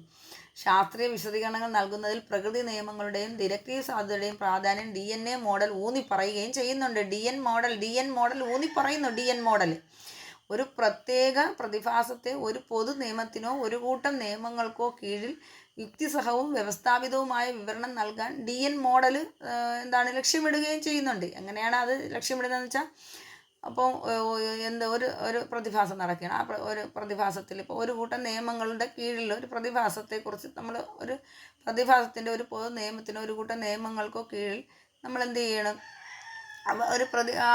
അതിനെ ഉൾപ്പെടുത്തിക്കൊണ്ട് ഒരു പ്രതിഭാസം എന്തുകൊണ്ട് സംഭവിക്കുന്നു എന്നതിൻ്റെ യുക്തിസഹവും വ്യവസ്ഥാപിതവുമായ വിവരണം നൽകാൻ DN മോഡൽ ലക്ഷ്യമിടുന്നു. അപ്പോൾ ഈ DN മോഡലിൻ്റെ ഘടന വിശദീകരണം ശരിയായ ഒരു ഡിഡക്റ്റീവ് വാദമായിരിക്കണമെന്ന് ആവശ്യപ്പെടുന്നു. കുറഞ്ഞത് ഒരു പ്രാഥമിക പരിസരമെങ്കിലും ഒരു പൊതു നിയമമായിരിക്കണം. കൂടാതെ പ്രാഥമിക പരിസരം എന്ന് ഉദ്ദേശിക്കുന്നത് അനുഭവപരമായി പരീക്ഷിക്കാവുന്നതും അതിനുള്ളിലെ വാചകങ്ങൾ കൃത്യമായിരിക്കുകയും വേണം. അപ്പോൾ DN മോഡലിൻ്റെ പ്രാധാന്യം അതിൻ്റെ കർശനമായ യുക്തിസഹമായ ഘടനയുടെ ശാസ്ത്രത്തെ യുക്തിസഹവും നിയമാധിഷ്ഠിതവുമായ ഒരു സംരംഭമായി കാണുന്നു. പരമ്പരാഗത വീക്ഷണവുമായുള്ള യോജിപ്പിലും ചേർന്ന് വരുന്നതാണ്. അപ്പോൾ പരമ്പരാഗതമായിട്ടൊരു വീക്ഷണം ഉണ്ടെങ്കിലും അതിൽ കൂടി ഇതെന്ത് ചെയ്യുന്നു, ചേർന്ന് വരികയാണ്. ഡിഡക്റ്റീവ് യുക്തി ഉപയോഗിക്കുന്നതിലൂടെ DN മോഡലിൻ്റെ തത്വങ്ങൾ പാലിക്കുന്നതിലൂടെയും ശാസ്ത്രം യുക്തിസഹമായ സ്ഥിരതയുടെയും വ്യവസ്ഥാപിത വിശദീകരണത്തിൻ്റെയും മൂല്യങ്ങൾ ഉയർത്തിപ്പിടിക്കുന്നു. അപ്പോൾ ഡിഡക്റ്റീവാണ് ശരിക്കും എന്ത് ചെയ്യുന്നത്, യുക്തി ഉപയോഗിക്കുന്നതിനും അത് DN മോഡലിൻ്റെ തത്വങ്ങൾ പാലിക്കുന്നതിനും ശാസ്ത്രത്തിനെ യുക്തിസഹമായ സ്ഥിരതയിലേക്ക് കൊണ്ട് അതിൻ്റെ വിശദീകരണത്തിൻ്റെയും അതിൻ്റെ മൂല്യങ്ങളിലേക്ക് ഉയർത്തിപ്പിടിക്കുകയും ചെയ്യുന്നത് ശരിക്കും ഡിഡക്റ്റീവാണ്. ഇനി ശാസ്ത്രീയ പ്രയോഗത്തിൽ സൗന്ദര്യശാസ്ത്രത്തിൻ്റെയും ആത്മനിഷ്ഠ ഘടകങ്ങളുടെയും പങ്ക് വിശദീകരിക്കുക, സിദ്ധാന്തം നിറഞ്ഞ സിദ്ധാന്ത ചർച്ച ചെയ്യുക എന്നാണ് പറയുന്നത്.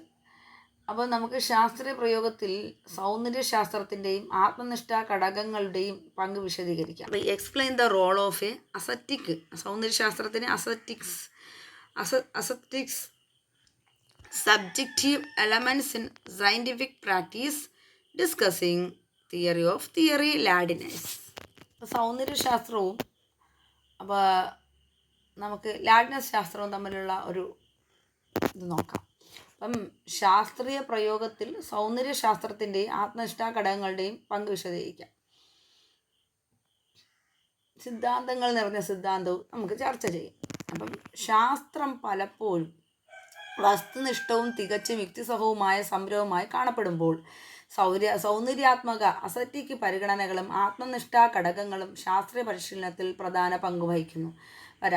സൗന്ദര്യശാസ്ത്രം അല്ലെങ്കിൽ സൗന്ദര്യത്തിൻ്റെയും അഭിരുചിയുടെയും ബോധം എന്നിവ ശാസ്ത്രജ്ഞരുടെ യുക്തി തീരുമാനമെടുക്കാൻ പ്രക്രിയകൾ, ചില സിദ്ധാന്തങ്ങളുടെ സ്വീകാര്യത എന്നിവയെ സ്വാധീനിക്കുകയാണ്. അപ്പോൾ ഇവർക്ക് ഈ സൗന്ദര്യശാസ്ത്രത്തിന് അതിന് അഭിരുചിയുണ്ട്, അതിനെക്കുറിച്ചൊരു ബോധം നമുക്കുണ്ട് അല്ലേ.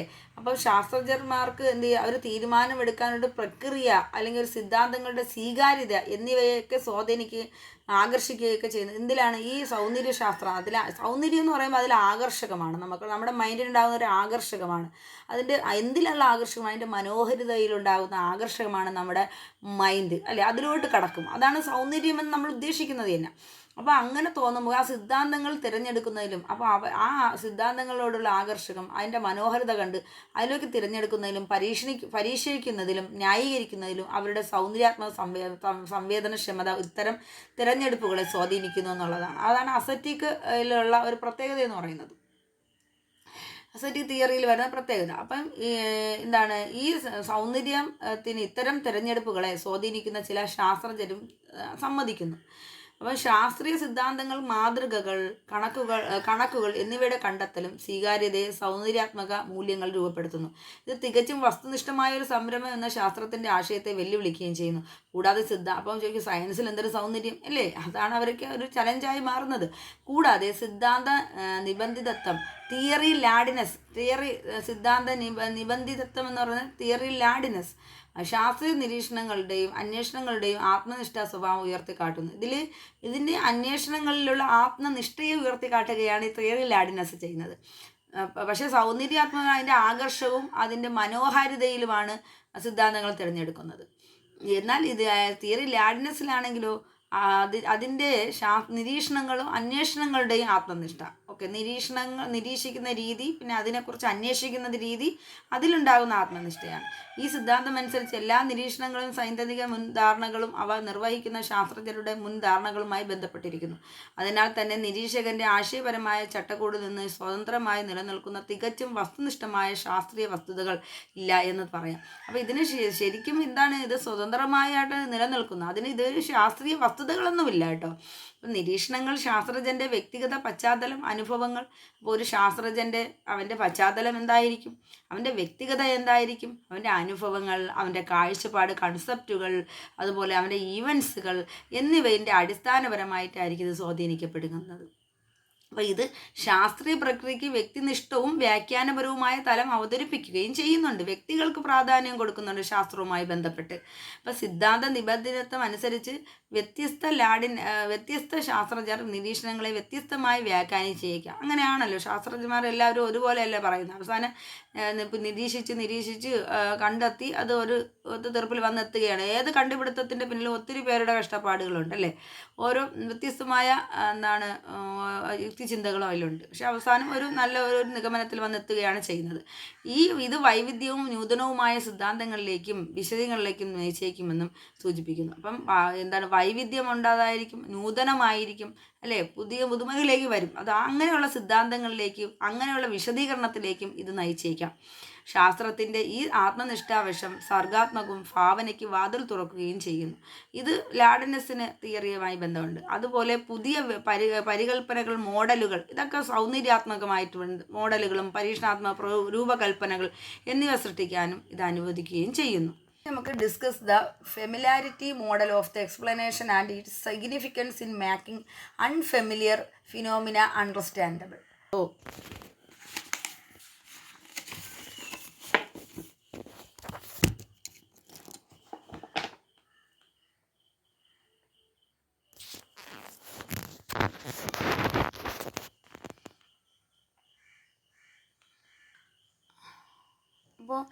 അപ്പം മനസ്സിലാക്കുന്നതും ആകുന്നു. അപ്പം ശരിയായ വിശദീകരണങ്ങൾ അപരിചിതമായിട്ടുള്ള പ്രതിഭാസങ്ങളെ പരിചിതമോ മനസ്സിലാക്കുന്നതോ ആക്കുന്നു. അപ്പം നമുക്ക് ഒരു ശരിയായ വിശദീകരണങ്ങൾ എവിടെ ചെന്നെത്തുന്നു? അപരിചിതമായ പ്രതിഭാസങ്ങളെ പരിചിതമാക്കാനും മനസ്സിലാക്കാനും കഴിയുന്നു. ഇങ്ങനെയുള്ള ആശയത്തെ അടിസ്ഥാനമാക്കിയാണ് പരിചിത മാതൃകകളെ ഫെമിലാരിറ്റി മോഡൽ പരിചിതമാണ് ഫെമിലാരിറ്റി മോഡൽ. ഈ മാതൃക അനുസരിച്ച് ചില പ്രതിഭാസങ്ങൾക്ക് വിശദീകരണം ആവശ്യമില്ല. കാരണം അവ ഇതിനകം നമ്മുടെ നിലവിലുള്ള അറിവിലും ധാരണയിലും പരിചയം എന്ന് പറയുമ്പോൾ നമ്മൾ മുൻപേ ഉള്ള അനുഭവദ്യവുമാണ്. വിശദീകരണങ്ങളുടെ സഹായം പരിചിതമല്ലാത്ത സംഭവങ്ങളെ പരിചിതമായ ആശയങ്ങളുമായോ മോഡലുകളുമായോ അല്ലെങ്കിൽ സാദൃശ്യങ്ങളുമായോ ബന്ധിപ്പിക്കുകയും അതുവഴി അവയെ കൂടുതൽ മനസ്സിലാക്കാനും സഹായിക്കുന്നു. മറ്റൊരർത്ഥത്തിൽ പുതിയതോ അപരിചിതമോ ആയ പ്രതിഭാസങ്ങളെ ഇതിനകം നന്നായി മനസ്സിലാക്കിയ ആശയങ്ങളുമായോ മോഡലുകളായോ ബന്ധിപ്പിക്കുന്നതിലൂടെ ശാസ്ത്രജ്ഞർക്ക് ഈ പ്രതിഭാസങ്ങളെ കൂടുതൽ പ്രാപ്യവും മാനുഷിക ധാരണയുമായി ബന്ധപ്പെടുത്തുന്നതുമായ വിശദീകരണം നൽകാൻ കഴിയുമെന്ന് ഇത്തരം മാതൃകകൾ സൂചിപ്പിക്കുന്നു. ഉദാഹരണത്തിന് താപം എന്ന ആശയത്തിന് വിവിധ വശങ്ങൾ എളുപ്പത്തിൽ മനസ്സിലാക്കുന്നതിനായി വാതകങ്ങളുടെ ചലന നിയമവുമായി ഇതിനെ ബന്ധപ്പെടുത്താം. ഈ സിദ്ധാന്തപ്രകാരം വാതക തന്മാത്രകളെ ചെറിയ ബില്യാർഡ് പന്തുകളായി രൂപപ്പെടുത്തുകയും അവയിൽ താപം വർദ്ധിക്കുമ്പോൾ പന്തുകൾ വേഗത്തിലും ക്രമരഹിതവുമായി കൂട്ടിയിടിക്കുകയും ചെയ്യുന്നു. ഈ കൂട്ടിയിടിയിലൂടെ ഫലമായി ചൂട് അനുഭവപ്പെടുകയും ഇതിലൂടെ താപം എന്ന ആശയത്തെ എളുപ്പത്തിൽ മനസ്സിലാക്കാൻ കഴിയുകയും ചെയ്യുന്നു. പരിചിതമായ ആശയങ്ങളിലോ ചട്ടക്കൂടുകളിലോ അധിഷ്ഠിതമായ വിശദീകരണങ്ങൾ നന്നായി മനസ്സിലാക്കാനും സ്വീകരിക്കാനുമുള്ള സ്വാഭാവിക പ്രവണത മനുഷ്യർക്ക് ഉണ്ടെന്ന് ഇത്തരം മാതൃക തിരിച്ചറിയുന്നു. ഈ പ്രവണത പ്രയോജനപ്പെടുത്തുന്നതിലൂടെ ശാസ്ത്രീയ വിശദീകരണങ്ങളിലൂടെ ഗ്രഹണക്ഷമത വർദ്ധിപ്പിക്കാനും പിന്നെ അതുപോലെ തന്നെ നിലവിലുള്ള ചിന്താരീതികൾക്ക് പുതിയ അറിവ് ബന്ധിപ്പിക്കാനും പരിചിത മാതൃക ലക്ഷ്യമിടുന്നു. ശരിക്കും ഈ വാതകങ്ങൾ ചൂടാകുമ്പോഴത്തേക്ക് എന്ത് സംഭവിക്കുന്നു? ആഗോളതാപനം ഉണ്ടാകുന്നു എന്നൊക്കെ നമുക്കറിയാം. അപ്പം അത് ഇങ്ങനെയുള്ള ഇത്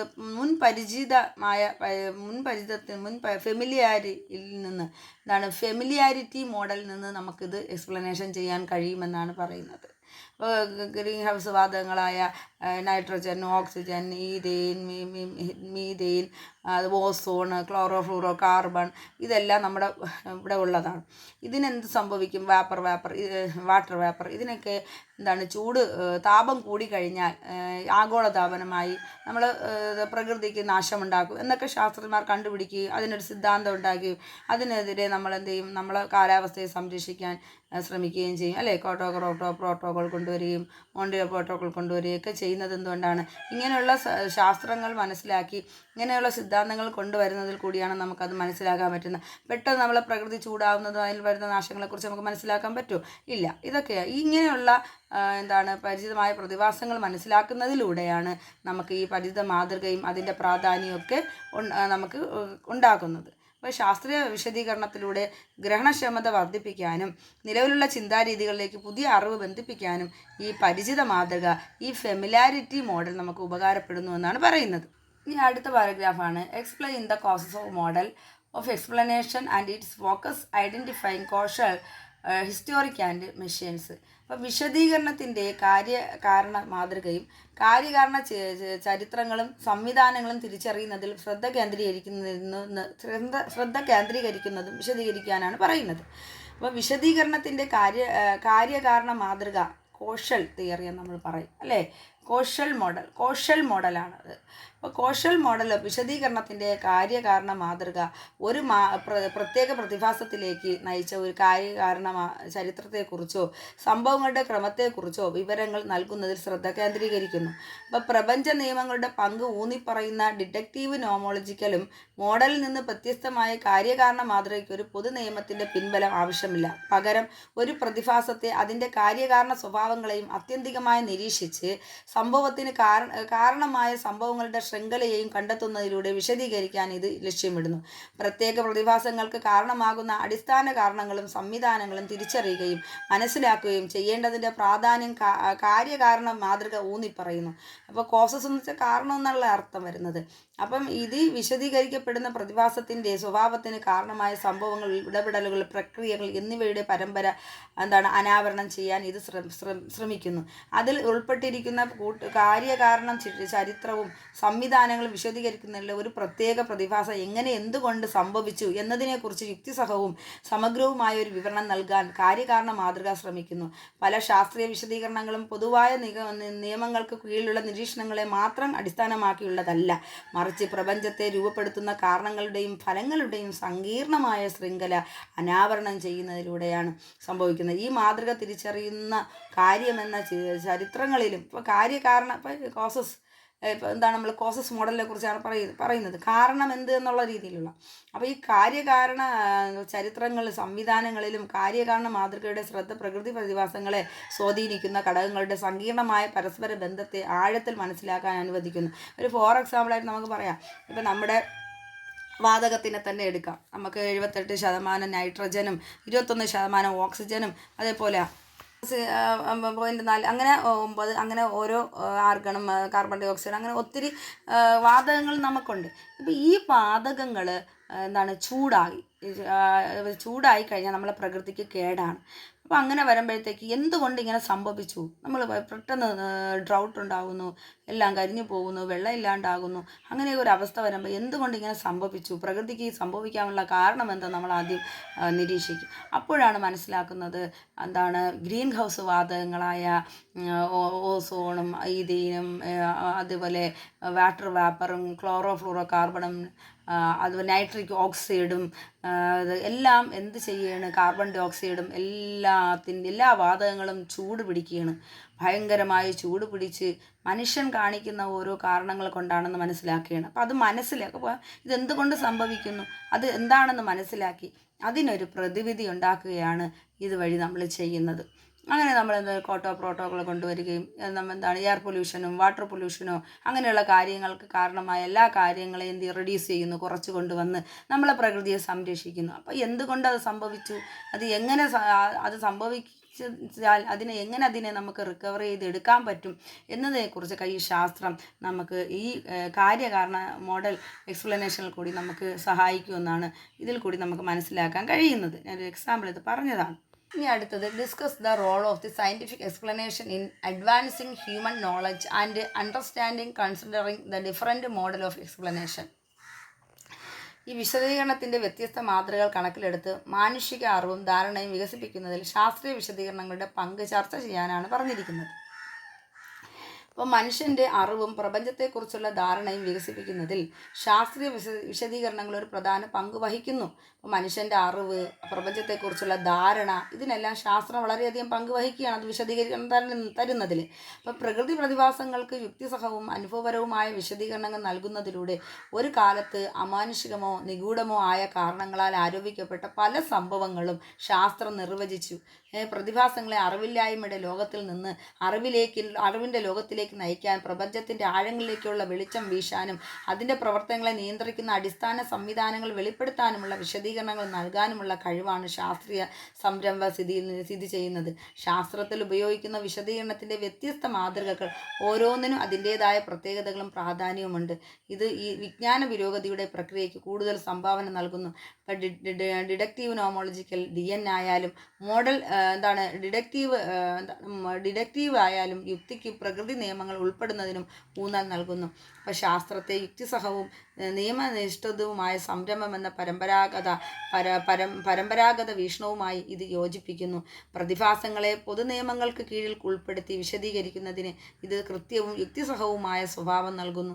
മറുവശത്ത് പരിചിതമല്ലാത്ത പ്രതിഭാസങ്ങളെ പരിചിതമായ ആശയങ്ങളുമായും മോഡലുകളുമായും ബന്ധപ്പെടുത്തി മനസ്സിലാക്കാൻ കഴിയുന്നതിലും ശാസ്ത്രീയ വിശദീകരണങ്ങളുടെ അർത്ഥം വർദ്ധിപ്പിക്കുന്നതിലും പരിചിത മോഡൽ, ഫെമിലാരിറ്റി മോഡൽ ശ്രദ്ധ കേന്ദ്രീകരിക്കുന്നു. ഇപ്പം പ്രകൃതി പ്രതിഭാസങ്ങളെ രൂപപ്പെടുത്തുന്ന കാരണങ്ങളുടെയും സംവിധാനങ്ങളുടെയും സങ്കീർണമായ ശൃംഖലയെ കാര്യകാരണ മോഡൽ, കോഷൽ മോഡൽ പരിശോധിക്കുന്നു.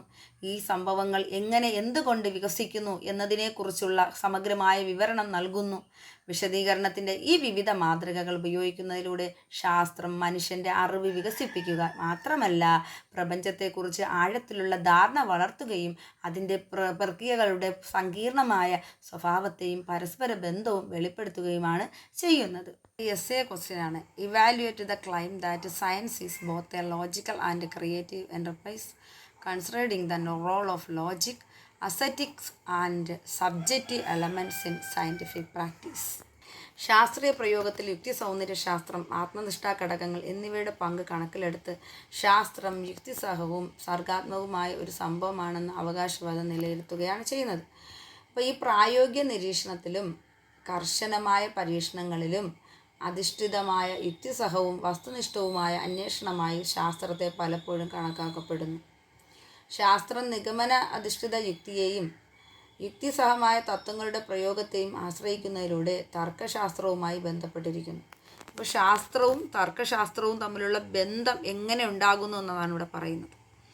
അപ്പോൾ ഒരു ഉദാഹരണം പറയുകയാണെങ്കിൽ ഈ ഡിഡക്റ്റീവ് നോമോളജിക്കൽ എന്നാണ് DN മോഡൽ പൊതു നിയമങ്ങളോ തത്വങ്ങളോ ഉൾക്കൊള്ളുന്ന ശരിയായ നിഗമന അധിഷ്ഠിത ഡിഡക്റ്റീവ് വാദങ്ങളുടെ വിശദീകരണങ്ങൾ നേടേണ്ടതിൻ്റെ പ്രാധാന്യം ഊന്നി പറയുകയാണ് ചെയ്യുന്നത്.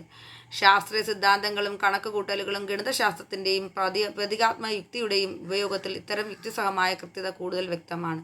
ഇത് ശാസ്ത്രം തർക്കശാസ്ത്രം തമ്മിലുള്ള അടുപ്പം ഉയർത്തിക്കാട്ടുന്നു. എന്നിരുന്നാലും തർക്കശാസ്ത്രത്തിന് മാത്രം ശാസ്ത്രീയ പ്രക്രിയയെ പൂർണ്ണമായി ഉൾക്കൊള്ളാൻ സാധിക്കില്ല. കാരണം എന്താണ്? ശാസ്ത്രത്തിൽ സൗന്ദര്യശാസ്ത്രത്തിൻ്റെയും വ്യക്തിപരമായ ഘടകങ്ങളുടെയും പങ്ക് അവഗണിക്കാനും ആവില്ല. പക്ഷേ സൗന്ദര്യബോധവും അഭിരുചിയും അവരുടെ യുക്തി തീരുമാനമെടുക്കാൻ സിദ്ധാന്തങ്ങളുടെ സ്വീകാര്യത എന്നിവയെ സ്വാധീനിക്കുന്നുവെന്ന് പല ശാസ്ത്രജ്ഞന്മാരും സമ്മതിക്കുകയും ചെയ്യുന്നുണ്ട്. എന്നാലും ഇതിൻ്റെ ആകർഷകവും മനോഹരവുമായ സിദ്ധാന്തങ്ങൾ തിരഞ്ഞെടുക്കുന്നതിനും പരീക്ഷിക്കുന്നതിനും ന്യായീകരിക്കുന്നതിനും ഒക്കെ സൗന്ദര്യാത്മക പരിഗണനകൾ പലപ്പോഴും ശാസ്ത്രജ്ഞന്മാരെ നയിക്കുന്നുണ്ട്. പക്ഷേ ആൽബർട്ട് ഐൻസ്റ്റീനും വെർണർ ഹൈസൻബർഗും തുടങ്ങിയ പ്രമുഖ വ്യക്തികൾ ഭൗതികശാസ്ത്രത്തിന് ശാസ്ത്രീയ സിദ്ധാന്തങ്ങൾക്കുമൊക്കെ വ്യത്യസ്ത കലാശൈലികൾക്ക് സമാനമായ കലാപരമായ സവിശേഷതയുണ്ടെന്ന കാഴ്ചപ്പാട് പ്രകടിപ്പിച്ചവരാണ്. കൂടാതെ യുക്തിസഹമായ സിദ്ധാന്തം ശാസ്ത്രീയ നിരീക്ഷണങ്ങളുടെയും അന്വേഷണങ്ങളുടെയും ആത്മനിഷ്ഠാ സ്വഭാവം ഉയർത്തിക്കാട്ടുന്നു. അപ്പോൾ ഇതിൻ്റെ ആത്മനിഷ്ഠ സ്വഭാവവും നിരീക്ഷണവും അന്വേഷണവും എല്ലാം ഉയർത്തിക്കാട്ടാൻ ഈ യുക്തിസഹമായ സിദ്ധാന്തം നമുക്ക് വളരെ സഹായം ചെയ്യുന്നുണ്ട്. ഈ സിദ്ധാന്തം അനുസരിച്ച് എല്ലാ നിരീക്ഷണങ്ങളും സൈദ്ധാന്തിക മുൻധാരണകളും അവ നടത്തുന്ന ശാസ്ത്രജ്ഞന്മാരുടെ മുൻധാരണകളെയും രൂപപ്പെടുത്തുന്നു. നിരീക്ഷകൻ്റെ ആശയപരമായ ചട്ടക്കൂടിൽ നിന്ന് സ്വതന്ത്രമായി നിലനിൽക്കുന്നതും തികച്ചും വസ്തുനിഷ്ഠമായതുമായ ശാസ്ത്രീയ വസ്തുതകൾ ഇല്ല. പക്ഷേ നിരീക്ഷണങ്ങൾ ശാസ്ത്രജ്ഞൻ്റെ വ്യക്തിഗത പശ്ചാത്തലം, അനുഭവങ്ങൾ, കാഴ്ചപ്പാടുകൾ എന്നിവയിൽ കൂടുതൽ സ്വാധീനിക്കപ്പെടുന്നു. അപ്പോൾ ഒരു നിരീക്ഷണം നടത്തുന്ന ഒരു ശാസ്ത്രജ്ഞൻ അവൻ്റെ വ്യക്തിഗത ആ പശ്ചാത്തലം അതിൽ കാണപ്പെടുന്നു. അവൻ്റെ അനുഭവങ്ങൾ, അവൻ്റെ കാഴ്ചപ്പാടുകൾ എന്നിവയിൽ കൂടുതൽ സ്വാധീനിക്കപ്പെടുന്നുണ്ട്. ഇത് ശാസ്ത്രീയ പ്രക്രിയയ്ക്ക് ആത്മനിഷ്ഠവും വ്യാഖ്യാനപരവുമായ മാനം നൽകുന്നു എന്നുള്ളതാണ്. ഇനി ശാസ്ത്രത്തിൻ്റെ വ്യക്തിനിഷ്ഠമായ ഈ വശം സർഗാത്മകയും ഭാവനയ്ക്കുമുള്ള വാതിൽ തുറക്കുന്നു. ഓരോ ശാസ്ത്രജ്ഞരും നിരീക്ഷണങ്ങളെ വ്യത്യസ്തമായി തന്നെ വ്യാഖ്യാനിച്ചേക്കും. ഇത് വൈവിധ്യമാർന്നതും നൂതനവുമായ സിദ്ധാന്തങ്ങളിലേക്കും വിശദീകരണങ്ങളിലേക്കും അവരെ നയിച്ചേക്കാം. പുതിയ സിദ്ധാന്തങ്ങൾ, മാതൃകകൾ, പരീക്ഷണാത്മകമായ രൂപകൽപ്പനകൾ എന്നിവയുടെ കണ്ടെത്തലുകളിൽ ശാസ്ത്രത്തിൻ്റെ സർഗാത്മക വശം കൂടുതൽ വ്യക്തമാണ്.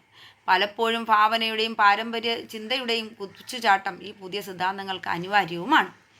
എന്നാൽ മാത്രമല്ല, ശാസ്ത്രീയ ധാരണകളെ മുന്നോട്ട് കൊണ്ടുപോകുന്നതിൽ സർഗാത്മക ഉൾക്കാഴ്ചകളും അവബോധവും നിർണായക പങ്ക് വഹിച്ച സന്ദർഭങ്ങൾ കൊണ്ട് നിറഞ്ഞതാണ്. ശാസ്ത്രത്തിൻ്റെ ചരിത്രപരമായ വികാസം, അതുപോലെ ഉദാഹരണത്തിന് ഐൻസ്റ്റീൻ്റെ ആപേക്ഷികത സിദ്ധാന്തത്തിൻ്റെ രൂപീകരണം, ദീർഘകാലമായി നിലനിന്നിരുന്ന യുക്തികളെയും വെല്ലുവിളികളെയും സ്ഥലം, സമയം, പ്രപഞ്ചത്തിൻ്റെ സ്വഭാവം എന്നിവയെക്കുറിച്ചുള്ള ചിന്തയിൽ സമൂലമായ മാറ്റം വരുത്തുകയും ചെയ്തിട്ടുണ്ട്. അപ്പോൾ ആപേക്ഷിക സിദ്ധാന്തത്തിൽ വന്ന അത് ശരിക്കും ലോജിക്കൽ ശാസ്ത്രവുമായിട്ട് ബന്ധമുണ്ടെന്നാണ് പറയുന്നത്. യുക്തിശാസ്ത്രീയ അന്വേഷണത്തിന് അടിസ്ഥാന ഘടനയും കർശനമായ രീതി ശാസ്ത്രം നൽകുമ്പോൾ, സർഗാത്മക വ്യക്തിപരമായ ഘടകങ്ങൾ ശാസ്ത്രത്തിൻ്റെ ചലനാത്മകവും നിരന്തരം വികസിച്ചുകൊണ്ടിരിക്കുന്നതുമായ സ്വഭാവത്തിന് മികച്ച സംഭാവന നൽകുന്നുണ്ട്. പക്ഷേ യുക്തി, സൗന്ദര്യശാസ്ത്രം, വസ്തുനിഷ്ഠത എന്നിവ തമ്മിലുള്ള പരസ്പര ബന്ധം പുതിയ ആശയങ്ങളുടെ ഉൽപ്പാദനത്തിനും നിലവിലുള്ള സിദ്ധാന്തങ്ങളുടെ പരിഷ്കരണത്തിനും മനുഷ്യവിജ്ഞാനത്തിൻ്റെ തുടർച്ചയായ വികാസത്തിനും സഹായിക്കുന്നു എന്നുള്ളത് വളരെ ഇമ്പോർട്ടൻ്റ് ആണ്, വളരെ വ്യക്തമായ കാര്യമാണ്. ചുരുക്കത്തിൽ കൃത്യമായ യുക്തി, സൗന്ദര്യാത്മക സംവേദനക്ഷമത, വ്യക്തിപരമായ ഘടകങ്ങൾ എന്നിവ തടസ്സമില്ലാതെ സമന്വയിപ്പിക്കുന്നതിനുള്ള ഒരു ബഹുമുഖ ശ്രമമാണ് ശാസ്ത്രം നടത്തുന്നത്. അപ്പം ഇതിൽ യുക്തിക്ക് വളരെ പ്രാധാന്യമുണ്ട്, സൗന്ദര്യശാസ്ത്രത്തിന് വളരെ പ്രാധാന്യമുണ്ട്. ശാസ്ത്രീയ വിശദീകരണങ്ങൾക്കും സിദ്ധാന്തങ്ങൾക്കും അടിത്തറയിടുന്ന വ്യവസ്ഥാപിത ചട്ടക്കൂടും നിഗമനാധിഷ്ഠിത തത്വങ്ങളും തർക്കശാസ്ത്രം നൽകുന്നുണ്ട്. അതേസമയം ശാസ്ത്രത്തിൻ്റെ സർഗാത്മക ആത്മനിഷ്ഠയുമായ ഘടകങ്ങൾ നവീകരണം പ്രോത്സാഹിപ്പിക്കുകയും നിലവിലുള്ള മാതൃകകളെ വെല്ലുവിളിക്കുകയും പുതിയ കണ്ടെത്തലുകൾ പിന്തുടരാൻ സഹായിക്കുകയും ചെയ്യുന്നുണ്ട് തർക്കശാസ്ത്രം. യുക്തിസഹവും സർഗാത്മകവുമായ മാനങ്ങൾ സ്വീകരിക്കുന്നതിലൂടെ ശാസ്ത്രം സമ്പന്നവും ചിട്ടകളുള്ളതുമായ ചലനാത്മകവുമായ ഒരു സംരംഭമായി ഉയർന്നു വരുന്നു. ഇത് മനുഷ്യധാരണയുടെ അതിർവരമ്പുകളെ മുന്നോട്ട് കൊണ്ടുപോകുന്നു എന്നുള്ളതാണ് തർക്കശാസ്ത്രവും ശാസ്ത്രജ്ഞന്മാരുടെ ശാസ്ത്രവും തിയറിയും ഒക്കെ തമ്മിലുള്ള ബന്ധമെന്ന് പറയുന്നത്. സൗന്ദര്യശാസ്ത്രത്തിന് വളരെയധികം ലോജിക്കലുമായി വളരെയധികം ബന്ധമുണ്ട് നമ്മുടെ ഇന്നത്തെ നമ്മുടെ ശാസ്ത്രജ്ഞന്മാരുടെ കണ്ടുപിടുത്തങ്ങളിലും അവരുടെ സിദ്ധാന്തങ്ങളിലുമെല്ലാം. രണ്ടാമത്തെ ഒരു ക്വസ്റ്റ്യൻ പറയുന്നത്, discuss the role of the scientific explanation in advancing human knowledge and understanding, focusing on the different models of explanation and their significance. വിശദീകരണത്തിൻ്റെ വ്യത്യസ്ത മാതൃകകളിലും അവയുടെ പ്രാധാന്യത്തിലും ശ്രദ്ധ കേന്ദ്രീകരിച്ച് മനുഷ്യ അറിവും ധാരണയും വികസിപ്പിക്കുന്നതിൽ ശാസ്ത്രീയ വിശദീകരണങ്ങളുടെ പങ്ക് ചർച്ച ചെയ്യാനാണ് എസ്സേ ചോദിക്കുന്നത്. അപ്പോൾ നമുക്ക് വിശദീകരണത്തിൻ്റെ വ്യത്യസ്ത മാതൃകകളിലും അവയുടെ പ്രാധാന്യത്തിലും ശ്രദ്ധ കേന്ദ്രീകരിച്ച് മനുഷ്യ അറിവും ധാരണയും വികസിപ്പിക്കുന്നതിൽ ശാസ്ത്രീയ വിശദീകരണങ്ങളുടെ പങ്ക് ചർച്ച ചെയ്ത് നോക്കാം. എന്താണെന്ന് നോക്കാം. മനുഷ്യൻ്റെ അറിവും പ്രപഞ്ചത്തെക്കുറിച്ചുള്ള ധാരണയും വികസിപ്പിക്കുന്നതിൽ ശാസ്ത്രീയ വിശദീകരണങ്ങൾ ഒരു പ്രധാന പങ്ക് വഹിക്കുന്നത് നമുക്കറിയാം. പ്രകൃതി പ്രതിഭാസങ്ങൾക്ക് യുക്തിസഹവും അനുഭവപരവുമായ വിശദീകരണങ്ങൾ നൽകുന്നതിലൂടെ ഒരു കാലത്ത് അമാനുഷികമോ നിഗൂഢമോ ആയ കാരണങ്ങളാൽ ഒഴിവാക്കപ്പെട്ട സംഭവങ്ങളെ ശാസ്ത്രം നിർവചിക്കുന്നുണ്ട്. പ്രതിഭാസങ്ങളെ അറിവില്ലായ്മയുടെ ലോകത്തിൽ നിന്ന് അറിവിൻ്റെ ലോകത്തിലേക്ക് നയിക്കാനും പ്രപഞ്ചത്തിൻ്റെ ആഴങ്ങളിലേക്ക് വെളിച്ചം വീശാനും അതിൻ്റെ പ്രവർത്തനങ്ങളെ നിയന്ത്രിക്കുന്ന അടിസ്ഥാന സംവിധാനങ്ങൾ വെളിപ്പെടുത്താനും വിശദീകരണങ്ങൾ നൽകാനുമുള്ള കഴിവിലാണ് ശാസ്ത്രീയ സംരംഭം സ്ഥിതി ചെയ്യുന്നത്.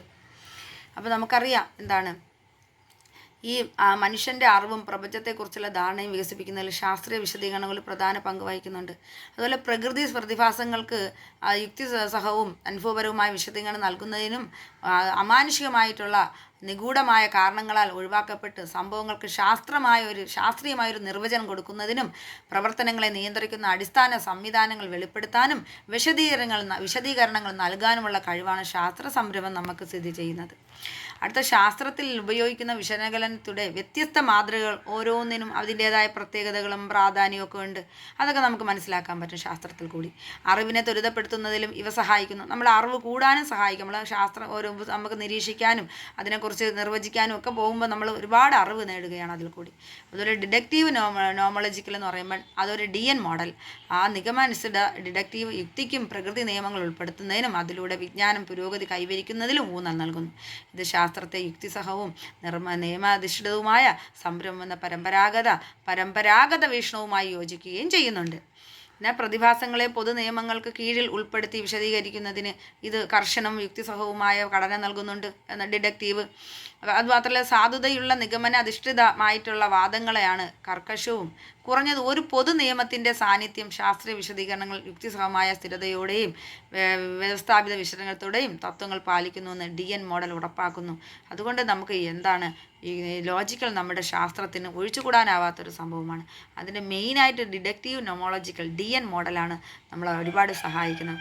അതെന്ന് പറയുന്നത് നിഗമനങ്ങളും അതുപോലെ തന്നെ ലോജിക്കലായിട്ടുള്ള പ്രകൃതി നിയമങ്ങൾ ഉൾപ്പെടുത്തുന്നതിനും അതിലൂടെ വിഭജന പുരോഗതി കൈവരിക്കുന്നതിനും ഊന്നൽ നൽകുന്നുണ്ട്.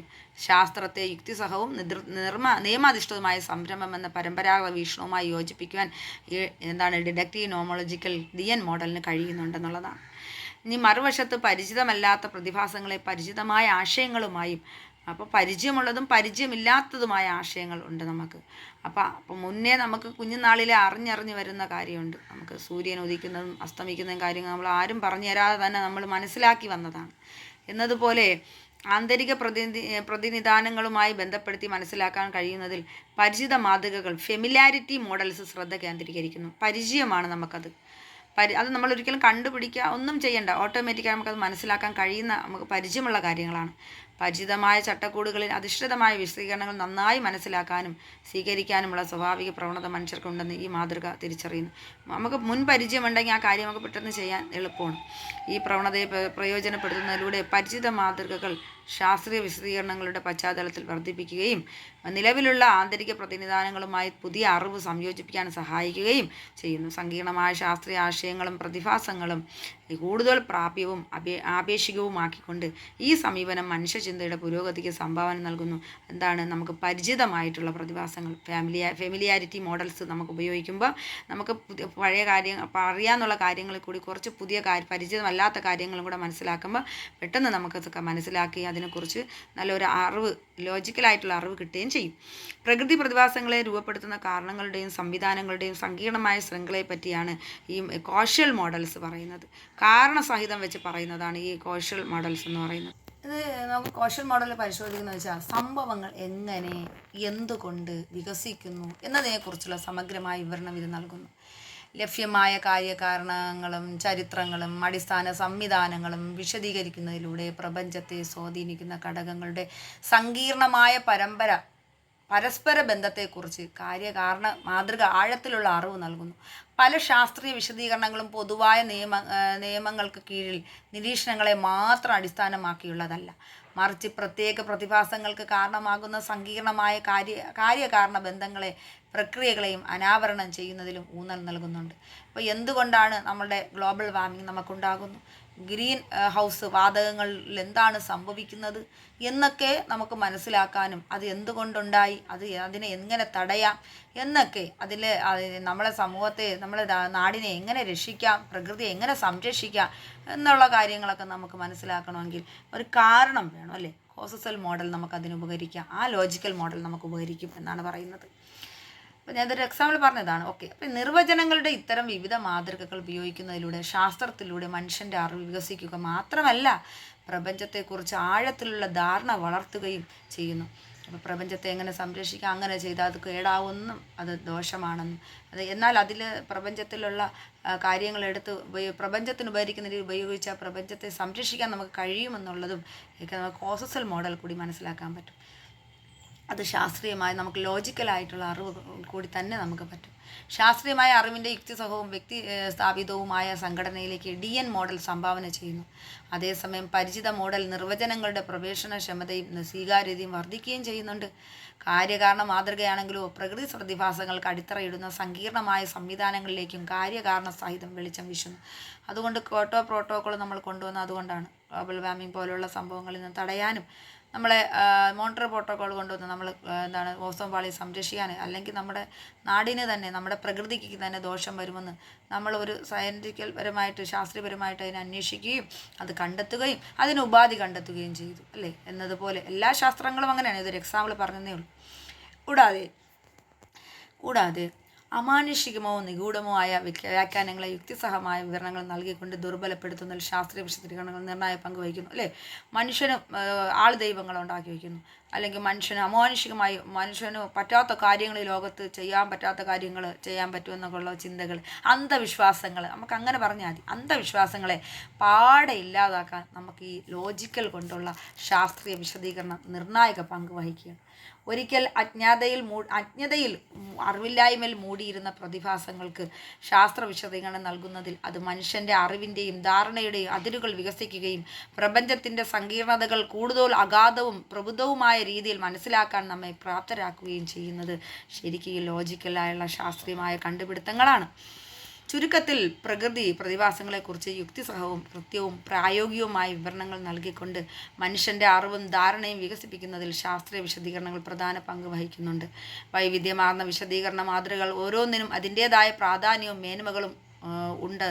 ഇത് പ്രപഞ്ചത്തെക്കുറിച്ചുള്ള നമ്മുടെ ധാരണയെ കൂട്ടായി വികസിപ്പിക്കുന്നതിനും അതിൻ്റെ സങ്കീർണമായ പ്രവർത്തനങ്ങൾ വെളിപ്പെടുത്തുകയും മറഞ്ഞിരിക്കുന്ന സംവിധാനങ്ങൾ അനാവരണം ചെയ്യുകയും ചെയ്യുന്നു. നാം വസിക്കുന്ന പ്രപഞ്ചത്തിൻ്റെ സങ്കീർണതകളോടും സൗന്ദര്യത്തോടും ഇതുമൂലം കൃത്യമായ മതിപ്പ് വളർത്തുകയും ചെയ്യുന്നു എന്നുള്ളതാണ്. Okay, thank you.